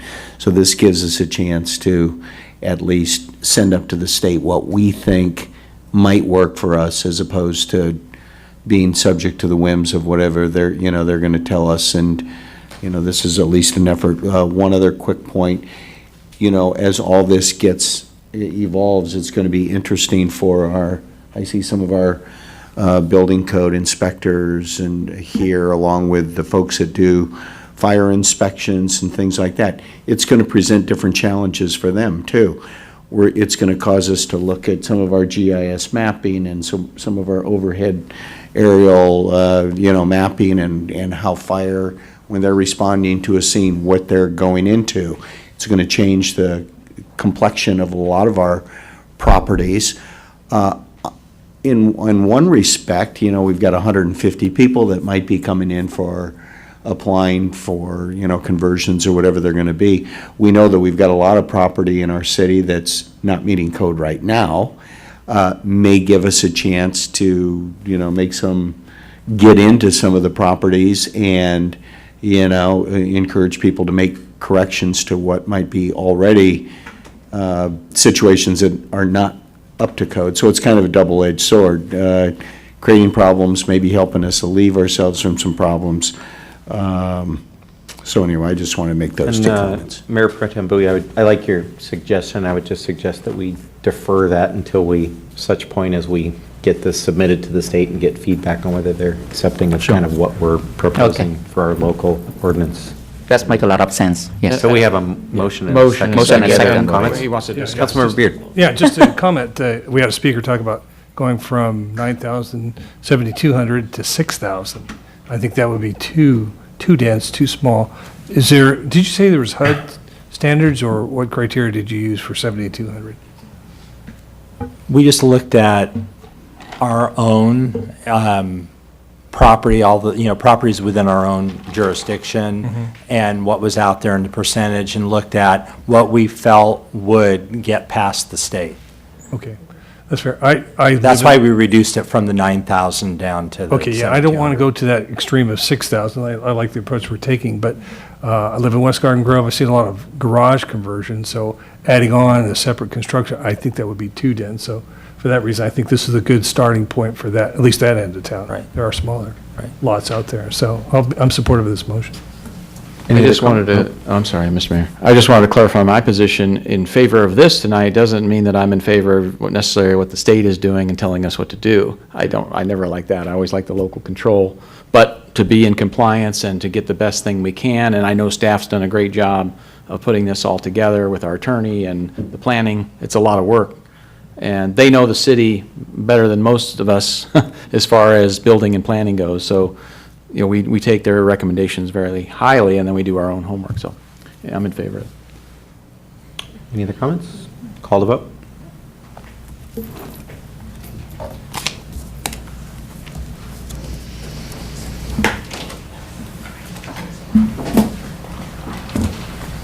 Motion received, 7 yes votes.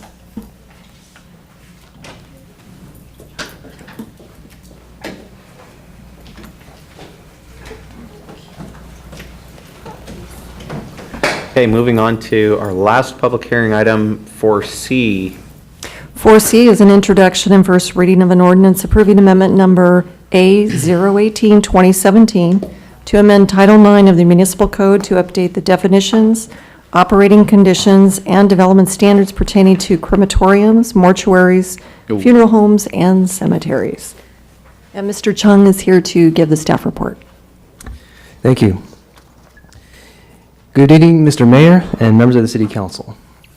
Before you tonight is a transmittal of a recommendation from the Planning Commission to the City Council, and to request that the City Council introduce and conduct the first reading of the ordinance approving amendment number A-018-2017 to update the definitions, operating conditions, and development standards in the city's land use code pertaining to crematoriums, mortuaries, funeral homes, and cemeteries, and to determine that the amendment is exempt from the California Environmental Quality Act, CEQA. In early 2016, the City of Garden Grove received a request to operate a new funeral home, which included an on-site mortuary and crematory on a property zone C2 commercial that was in close proximity to single-family homes. Currently, mortuaries and crematoriums are deemed permitted uses in the C2 zone, subject to the approval of a conditional use permit.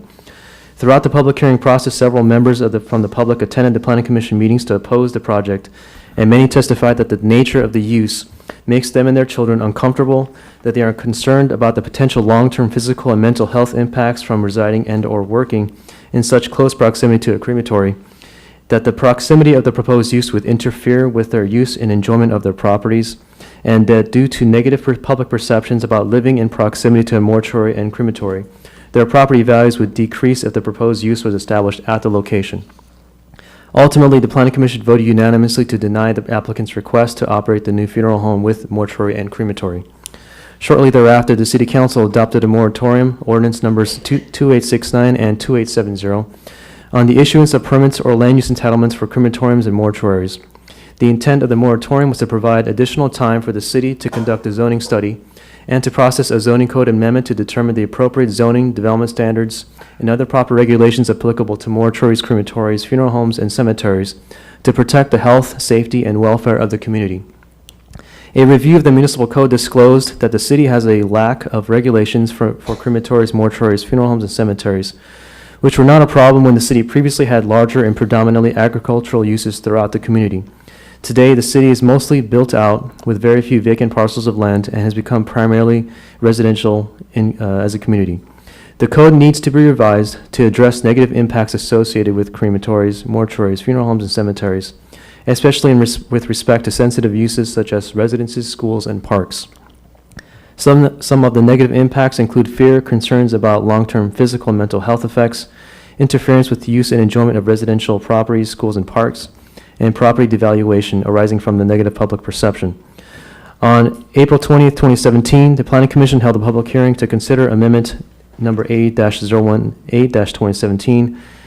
At the hearing, no one spoke in favor of or in opposition to the proposed amendment. Again, it was voted unanimously to adopt the resolution and recommend that the City Council adopt the amendment for A-018-2017 and to determine that the amendment is exempt from CEQA.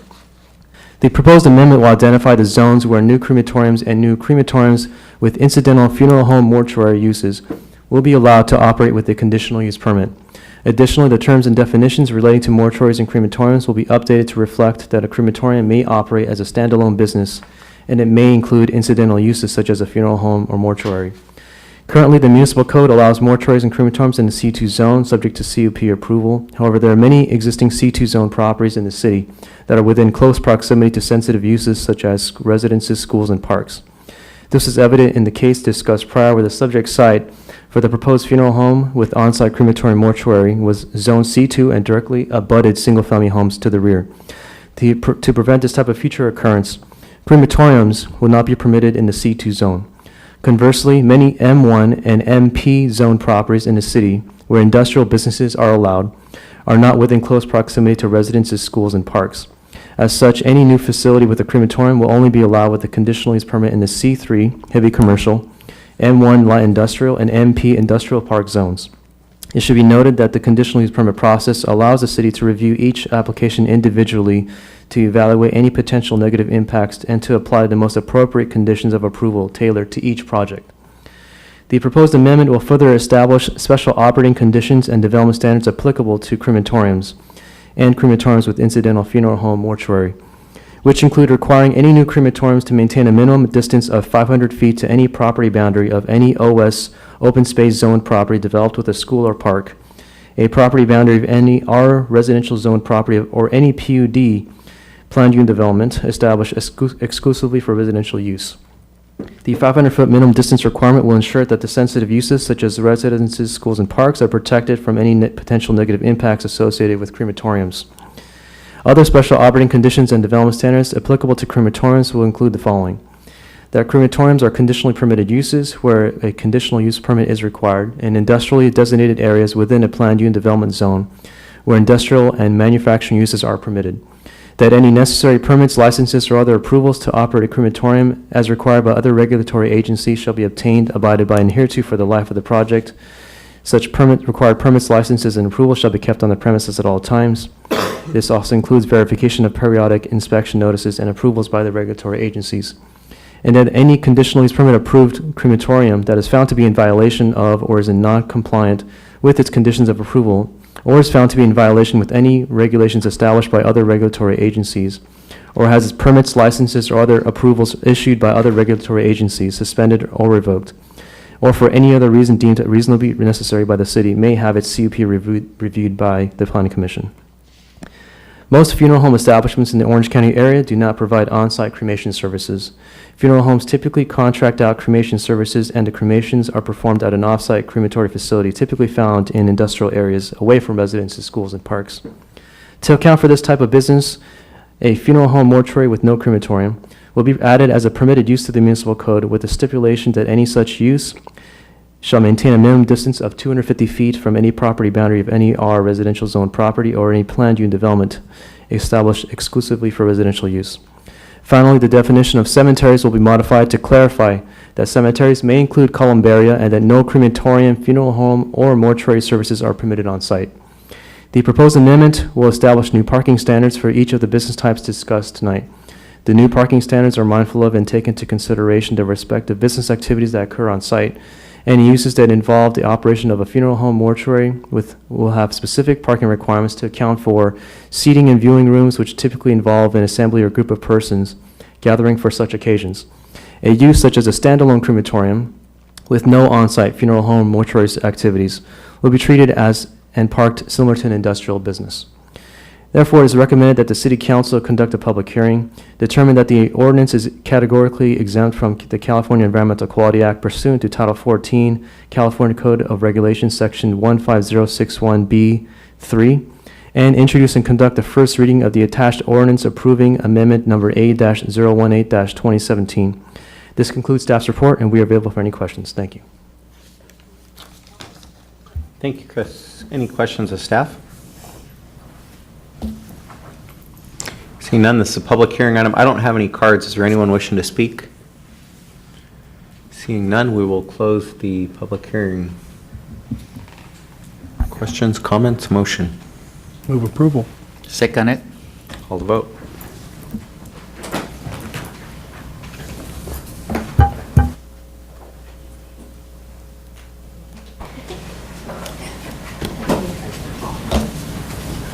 Motion received, 7 yes votes.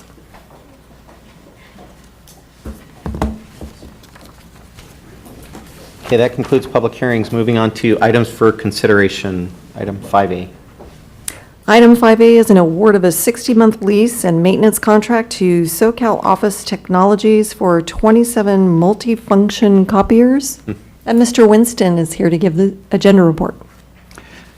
Mr. Mayor and council members, we're here to request that you award a 60-month lease and maintenance contract to SoCal Office Technologies. The city is replacing its aging multifunction copiers. These copiers are nearing the end of their 5-year lease.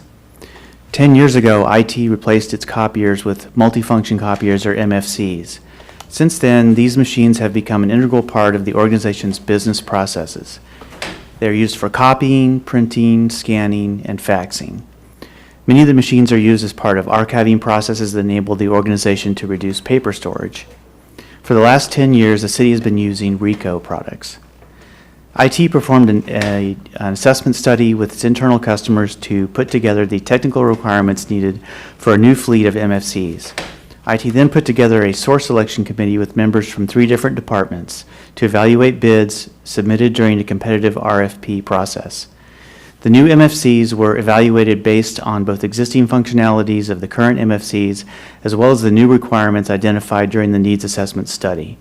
Some of the new functionalities are increasing the number of color copiers throughout the organization, the ability to print from tablets and mobile devices, improved capabilities for archiving, such as the use of OCR recognition while scanning to create searchable PDFs, duplex color scanning and faster printing speeds, and the ability to use ID cards to gain access to copiers. After evaluating all the bids, representing 7 different manufacturers, the committee scored SoCal Office Technologies the highest in a scoring system that evaluated price, project plan, and qualifications of the proposer.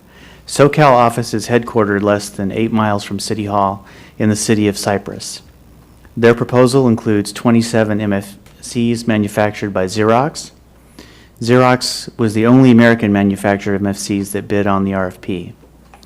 As the creator of copier technology, Xerox continues to lead in innovation. The committee was impressed by the rich feature set and the quality of the products they demonstrated. SoCal Office Technologies is a wholly owned subsidiary of Xerox and was voted as one of Orange County's top workplaces by the OC Register. Their proposal includes delivery, installation, supplies, training, and a $1 buyout at the end of the 60-month lease. As part of the installation process, SoCal Office will also uninstall and remove the existing Ricoh copiers. Although the new MFCs have more capabilities and faster speeds, there is no increased cost over the previous lease. The new 60-month agreement represents a $134,000 savings over the next 5 years. This concludes my report, and I'm available for any questions. Thank you. Any questions? Seeing none, it's just an item. It's not a public hearing, so we can do it. Is that a motion? Is that a thumb? Motion, yeah. Second. Call the vote.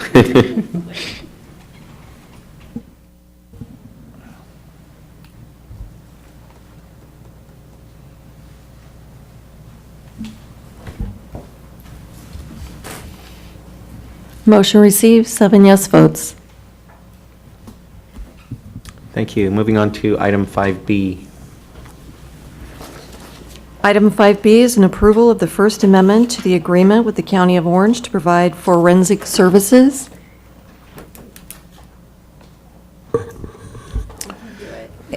And Ms. Stipe will give the agenda report. Since 1966, the city has contracted with the county for forensic services. The Orange County Crime Lab provides these services and is the only local forensic lab that can provide all of the services required by the city of Garden Grove. Historically, we've had 5-year agreements with the county of Orange. Fiscal year 2015-16 was the final year of our current contract. Fiscal year 2017-18 will be the second year of the new 5-year agreement. To summarize our fiscal year 2017-18 contract with the Crime Lab, the city is paying for the following level of service: 1 lead forensic specialist, 1 forensic scientist 3, and 1 forensic specialist, and aggregate overtime hours of 140 hours. The county reimburses the city for the cost of all unused overtime. The Crime Lab provides all supplies and film processing directly related to services performed by their personnel under the terms of this agreement. The current contract agreement with the County of Orange for forensic services expires on June 30th, 2017. As recommended by the Police Department and pursuant to the Garden Grove Municipal Code, the finance director has determined that the County of Orange is the only provider of forensic services currently available. DNA is leading technology for gathering forensic evidence and solving crimes. Having a forensic scientist assigned to Garden Grove for DNA casework has reduced the time to obtain crime lab results, which has made the detective unit more effective. The police department has been very satisfied with the level of service from the sheriff's crime lab. The full cost of providing the level of service for fiscal year 17-18 is estimated to be $525,153.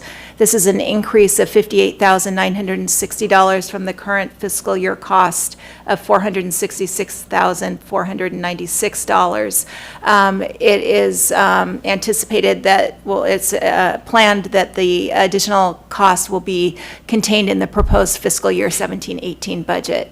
It's recommended that the City Council approve the amendment to the agreement with the County of Orange to provide forensic services to the city in the amount of $525,153 for fiscal year 2017-18, and authorize the mayor to execute the agreement on behalf of the city. And I can answer any questions you may have. Thank you. I Councilmember? don't have a question. I just have full disclosure. I work for the County of Orange. I do not work for the District Attorney's Office, so there's no conflict of interest. So I will be voting on this matter. Any other questions or comments? Seeing none, do I have a motion? Yeah, motion to approve. Second. Call to vote.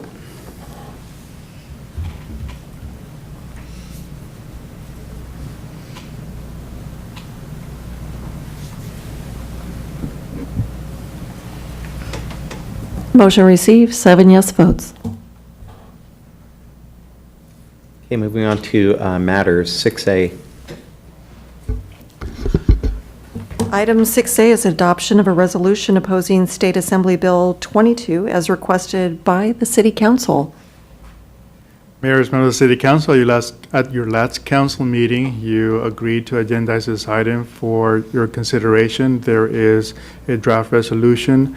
Councilmember Clapestein and Mayor Pro Tem Bowie collaborated on the drafting of this resolution, and it's before you for discussion and adoption. There is information that came out last Wednesday pertaining to the author of the bill withdrawing the bill.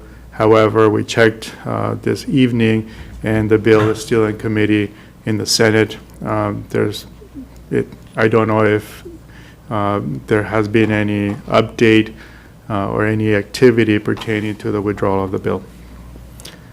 And I'll pass the baton to either Mayor Pro Tem Bowie or Councilmember Clapestein.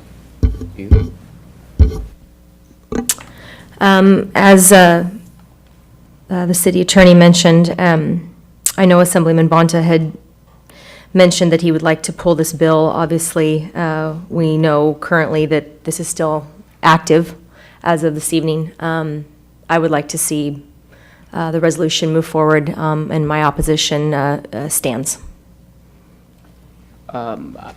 First of all, to clarify your opposition to the To Assembly AB bill. 22, thank you. The context is confusing because. There's been a lot going on tonight. we're I'm a little. potentially- We're potentially approving a. Potentially approving a resolution to oppose AB 22. To oppose an Assembly bill, yeah. Yes. First of all, I would like to express my appreciation to the city attorney and the assistant city manager, Myriad staff, for working with Councilmember Klopfenstein and I on drafting this beautiful resolution. It is a testimony for us to praise democracy and show our gratitude to the men and women in services who, always patriotic and stand up with our country for, in fighting and defending freedoms. And so I also would like to take this opportunity to express my appreciation to the men and women in armed force. This AB 22, I also would like to take this opportunity to express my thanks to Assemblyman Bonta for publicly announced that he is going to withdraw the Assembly Bill 22.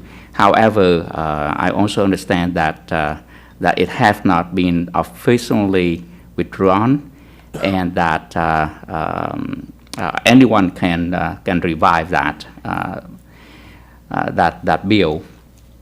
But even if in the face that it is being withdrawn in the near future, I think the resolution of our city, when passed, it is a very strong testimony that we, upheld our Constitution very highly, and we are standing behind the our principle that we advocate liberty and justice for all, and therefore we do not want anyone who are not, whether or not they are a member of Communist Party, but anyone who, any government or anyone who oppress human rights, oppress freedom of religions, freedom of the press, freedom of assembly, we do not want those people in our government. They are entitled to their belief and their political viewpoint. But for someone who are a member of a party that oppress the citizens, we don't want them to be in our government. And I believe that is a good principle to have. We obviously do not want terrorists to be in our government as well for that same principle, whether or not they are entitled to their viewpoint. That is not the question here. Thank you. Any other questions or comments? Kim? I'm not sure if this is the appropriate time to suggest, but I think that although it is unlikely that the author of the bill attempt to revive it, it is possible that a new author and bill surface at some point in time. So I would like to suggest that we change the language in the two areas of the resolution that specifically call out AB 22 and change it to say any legislation or legislation somehow to make it all encompassing so that we're not limiting ourselves just to AB 22.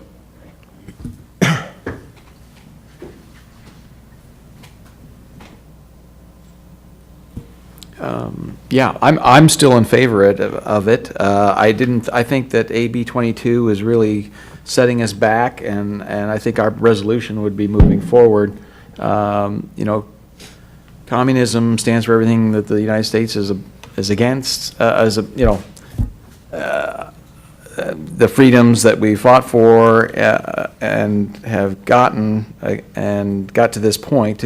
I think it was kind of a political correctness thing to try to clean up language from the state side of it, but I think it backfired, and I don't think the people want it, so I'm glad that they're going to pull the bill, hopefully, but I agree with Councilwoman Kim Nguyen and revise the language to go ahead and approve this tonight, and then, there will be set moving forward if anything comes down the line. So I'm still in favor of this tonight.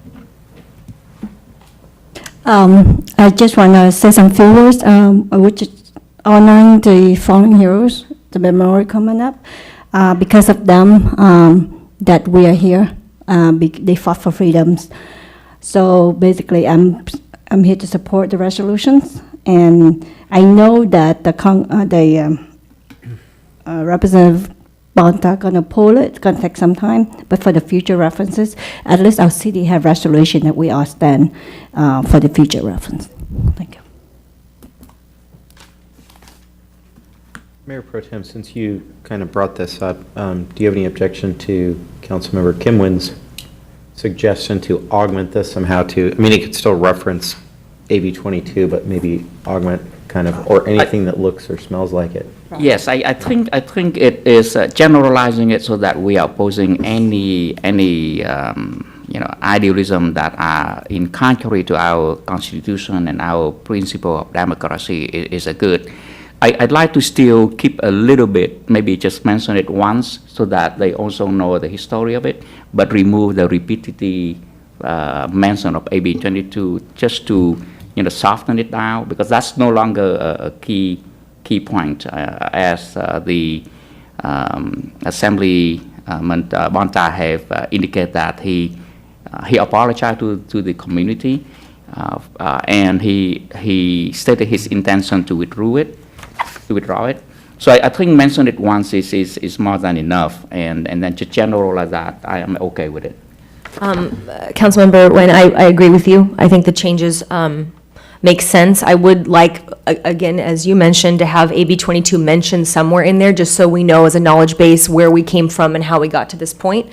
But I do see that those changes could be positive to the resolution overall. Yeah, Omar, in section 2, do you have any sort of little adder in there right after? Actually, the City Council opposes the passage of AB 22 or? Yes, and actually on the title, we would leave the title the way it is, but add after Assembly 22. Let me just read the way I edited it on the fly here. It would be a resolution of the City Council of the City of Garden Grove opposing Assembly Bill 22 and any legislation which would allow Communist Party members to work for the state government. And then the rest of the resolution, we will revise it so that it's not just applicable to AB 22, but also to any legislation which would allow Communist Party members to work for the state government. Yes. Boom. I'm okay. Do I have a motion? Motion. Second. Call the vote.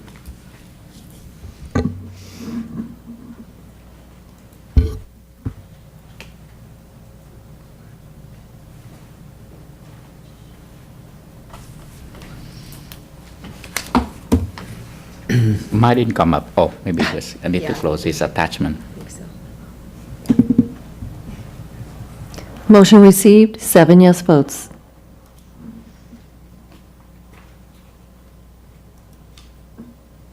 Okay, item 6B. Item 6B is a discussion regarding proposed service augmentations to the city's paramedic program as requested by City Manager Stiles.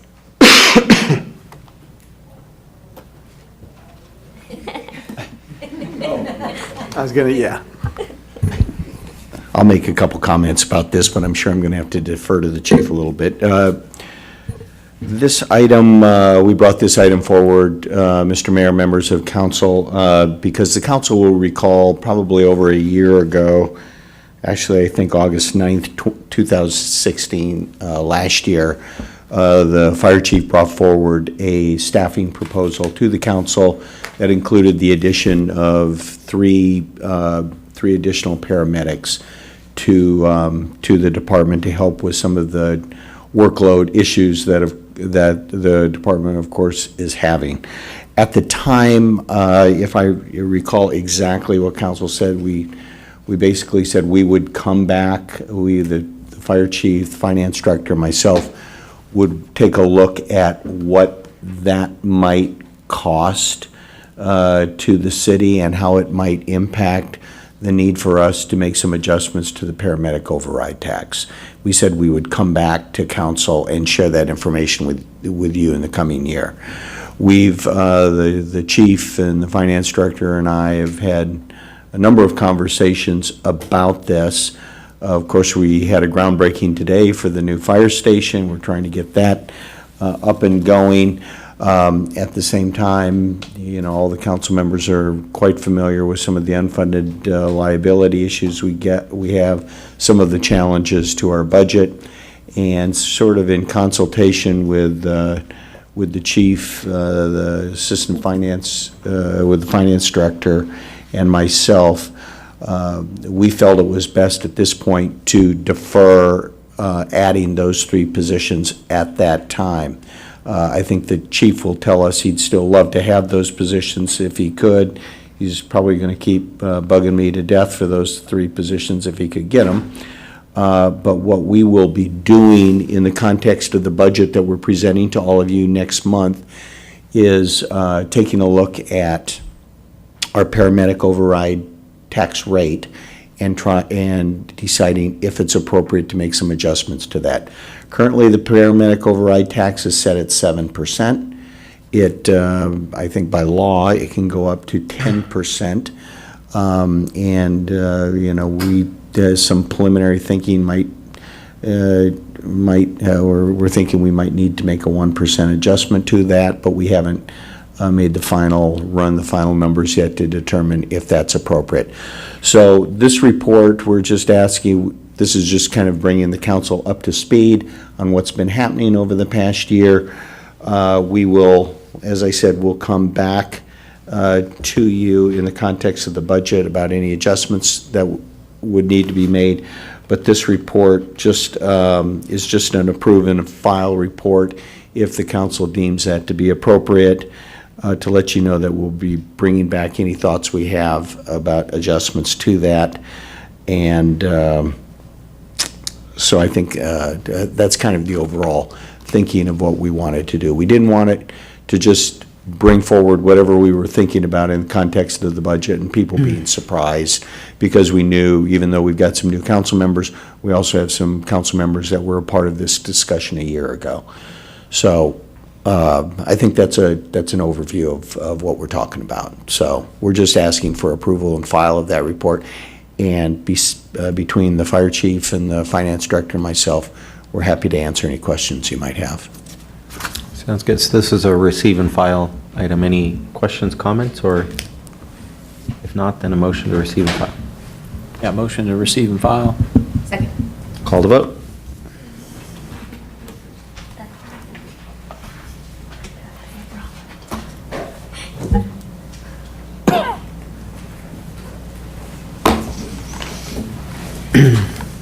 Motion received, 7 yes votes.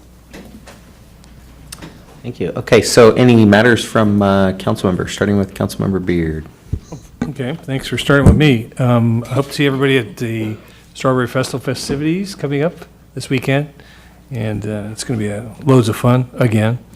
I just want to report real quick, if I might. The city manager and I, as well as a host of economic development staff, just recently attended the Recon Convention in Las Vegas, which is the world's largest retail real estate convention. And we've been going for a number of years. I hope in the future other council members will have the opportunity to go. It's very worthwhile. It's been very productive over the years for the city. It's a testament to the development we have on Harbor Corridor, but also other areas of the city for retail growth. It lays the groundwork for a lot of contacts and outreach to business in the retail industry. I think in my last 2 years of going, I've seen product items come to fruition, and I think it's well worthwhile.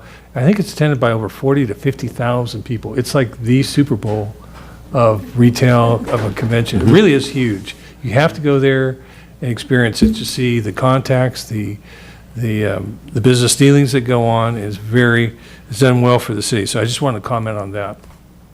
And I also want to say, they're not here tonight, we have the Pacifica high schoolers here, and they're for their annual civics course, and they've left. but I always welcome young people coming to city government and seeing how it runs. I also want to wish everyone a happy Memorial Day. I want to wish the city manager's wife a happy birthday. And I had to get that out. And I appreciate, one last thing related to the Recon Convention. We were together a lot for the last couple of days, and I have to really commend and comment on the stellar performance of our staff at that convention. We have a booth there. We represent the city. We have information on the city. People come by. Last night, we had 2 people that just bought a building in the city, and they commented on how they're looking for, pardon me, a lot of positives from the people that know of Garden Grove, or once they hear about Garden Grove, they want to come to Garden Grove. But that's the efforts of our staff putting it together. We have a booth there. There's a public partner booth in the convention hall, and it pardon me, it receives a lot of attention, a lot of touches, as they say. So with that, that's done by the work of Lisa Kim and all the economic development staff and the project managers and support team that does a very, very fine job. They represent the city very well. So with that, last item I would like to mention is we've had resolutions opposing and opposition and such to items outside of our, that may affect our citizens in some sense. Symbolically, I'd like to present one for a future date, and that is Constitution Day is coming up. It is on September 17th.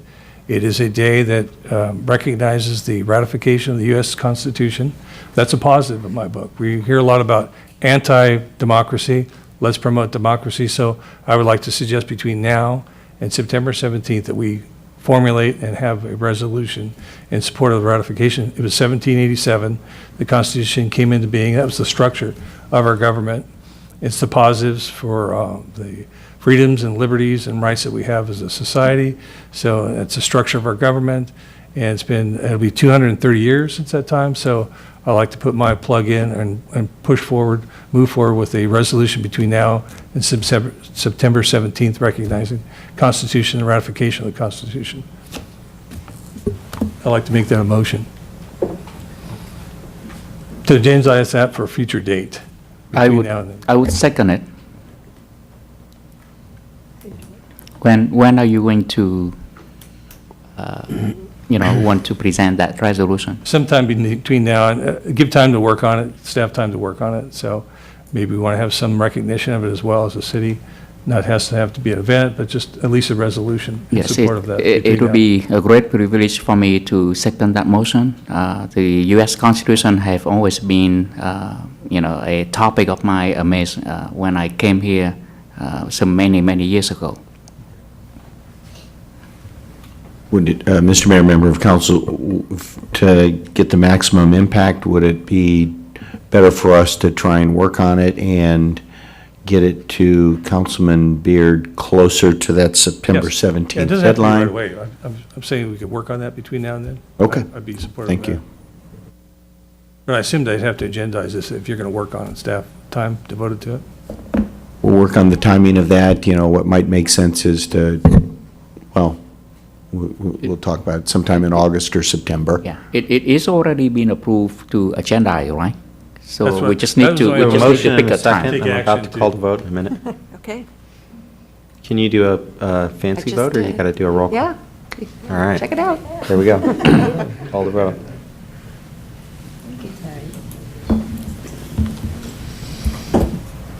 Motion received, 7 yes votes. Thank you, Councilmember O'Neill.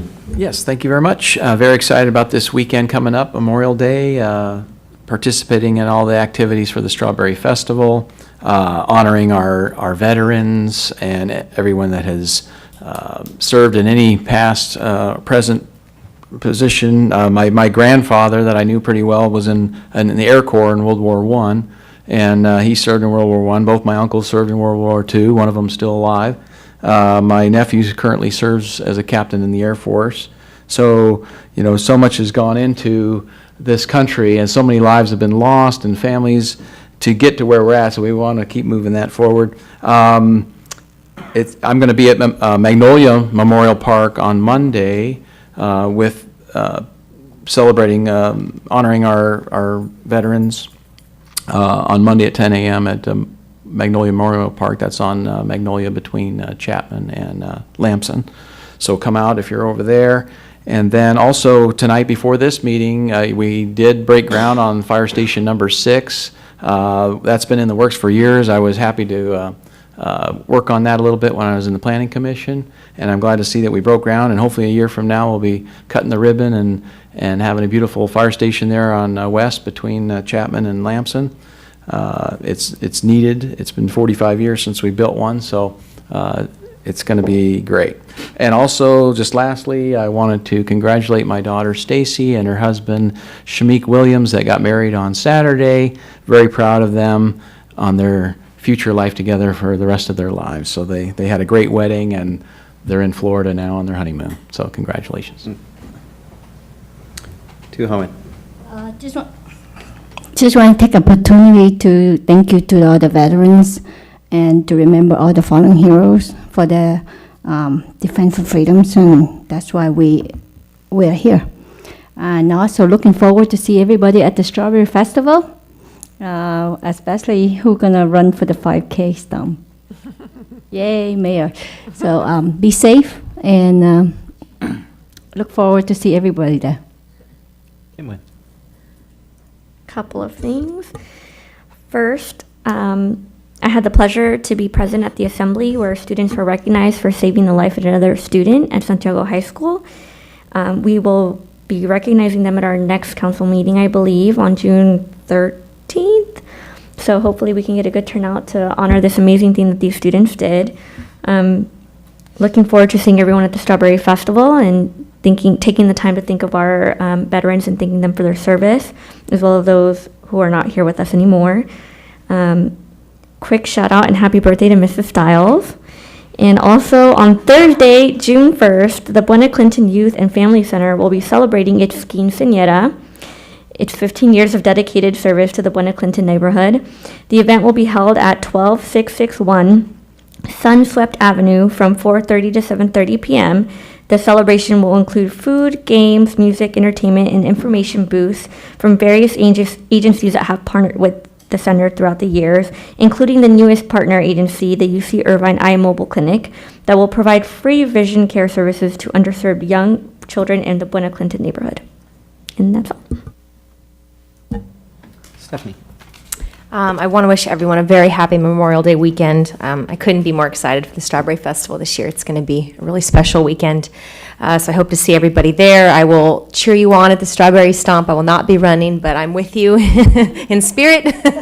But I'm looking forward to the parade on Saturday for sure. And then quickly, I wanted to give you a little vector update. They had put forth a map that kind of showed hot spots in areas that maybe had some greater mosquito density in terms of West Nile virus activity in the past and activity of different kinds of mosquitoes that can carry the West Nile virus. So what I did is I coordinated with staff and I got some GIS mapping software, and they worked with Vector Control. And basically what they did is they created the map to show our districts. So I can give one to all of you and you can kind of check out where your district is and what it looks like and what mosquito activity looks like in your district. And I'm hoping that we can also get this map on our city website so that people can pull that up and take a look, especially as we go into the hotter summer months when we know we're going to have more mosquito activity. Currently, in the county, we do not have a positive mosquito for West Nile virus, but surrounding areas are starting to test positive. So hopefully we can ward that off, but at the same rate, we need to still be vigilant and dump and drain water on our properties, fix our screens, wear bug repellent when we're outside, especially this weekend at the festival. And the Vector Control will be at the Strawberry Festival. They'll have a booth with information, so that's always something good to check out. And then lastly, the district manager and myself and some staff from Vector Control met with Senator Nguyen recently.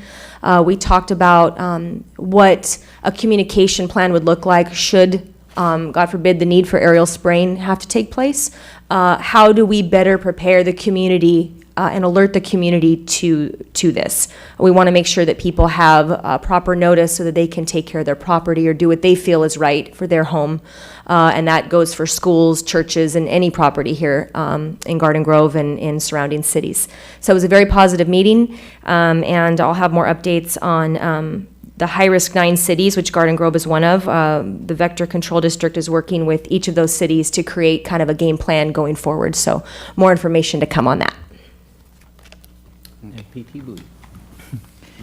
On the Memorial Weekends, I just want to take this opportunity to express our gratitude to the men and women in uniforms, their families, and especially the Gold Star mother of those who made the ultimate sacrifice so that we can enjoy our freedoms. I just want to say that we are forever indebted to your sacrifice. I'm going to adjourn in a minute in memory of a former city employee, but I'm going to defer to City Manager first for any comments. Thank you, Mayor, members of council, and I think we do have a brief closed session item before we completely adjourn. Yeah, I want to join also in encouraging everybody to celebrate and reflect this Memorial Day weekend. So I guess I have to wish my wife well on her birthday today. Yay! Otherwise, I'll be in bad shape since a couple of you have already put me in bad standing. We've all mentioned the strawberry. But it's not like you didn't remember it. I mean, you were totally going to do it anyways. The Strawberry Festival, I did want to mention a couple things for people that might be watching or listening. Yeah, we all know what's going on this weekend, but just for specific times, on Friday, I think, at 6 p.m. is when we'll actually be doing the cutting of the strawberry shortcake, right, on Main Street. That's at 6 p.m. Saturday morning, I don't know if you were going to say this, Mr. Mayor, but I was just... No, go ahead. Saturday at 8 a.m. is the Strawberry Stomp, and at 10 a.m. is the parade. So for folks that want to get ready to come out and be at the parade, that'll start from 10, go from 10 to 11 or so. So that will be a lot of fun. Just a couple other brief comments, some general observations to follow up on what Councilman Beard talked about with ICSC conference, and some sort of big picture observations that I took away from our meetings related to Garden Grove. One, there's still a tremendous amount of interest in Harbor Boulevard and the hospitality industry about where, how we might be positioned in relation to the big expansion of the convention center in Anaheim that's going to be happening next year, in addition to the expansion, some Disney things. So we had a number of conversations with people who continue to be interested in the hospitality industry. We had a number of conversations with brokers about the potential for ongoing development on Valley View in West Garden Grove. So I think there's a little bit of message that's getting out about that. We've talked a little bit about some of the streetcar stuff.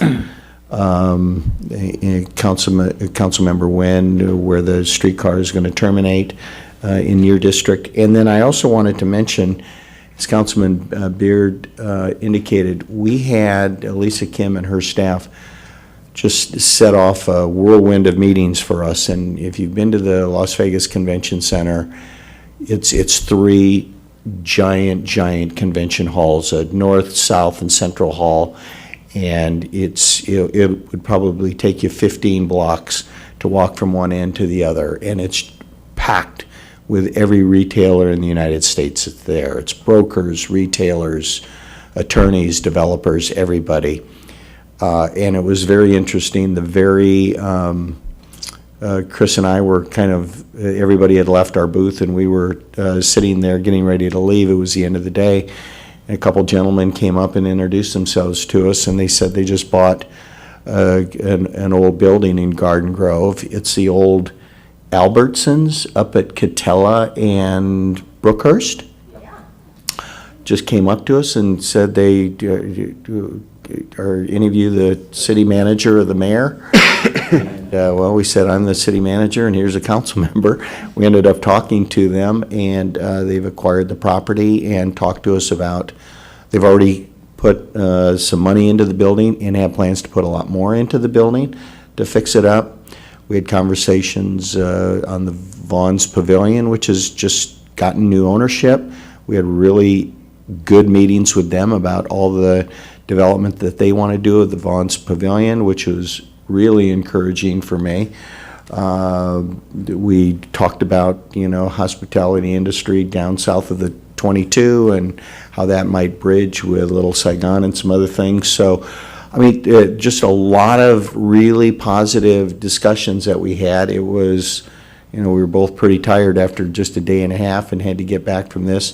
Lisa and her staff were there all day today too, so I'll be interested to hear what else came from their day today. But it was pretty positive, and what I want to say is it's always good for the staff to have one of our elected officials, at least one of our elected officials with us, because when we're in these meetings, we're talking to folks that are trying to bring things and do things in our city, and when they hear that we've got some good synergy with what we're trying to do, and we have the support from our elected officials that are, directing us, that's really a powerful thing that they don't hear all the time in every city. We just take it for granted. So anyway, I just wanted to make those comments. I know our staff continues to be thankful to all of you for supporting our efforts to do this. We think it's powerful, it's impactful, and it helps our city. So thank you for that. Appreciate it. Thank you. So as mentioned, we do have a closed session item, but I'll go ahead and skip to this part in memory of Kirk Tejan, who passed away earlier this month. Kirk, an Orange County native, worked in Public Works Department from 1972 to 2010. He contributed much of Garden Grove's urban forest, helping the city to achieve the title of Tree City USA for 14 consecutive years. He also oversaw the city's storm drains and channels, making sure they were kept clean and free of debris. He will be remembered by his coworkers and colleagues for his humor and his dedication to the city of Garden Grove. And with that, we will adjourn to closed session and then come back to close out the meeting. Correct.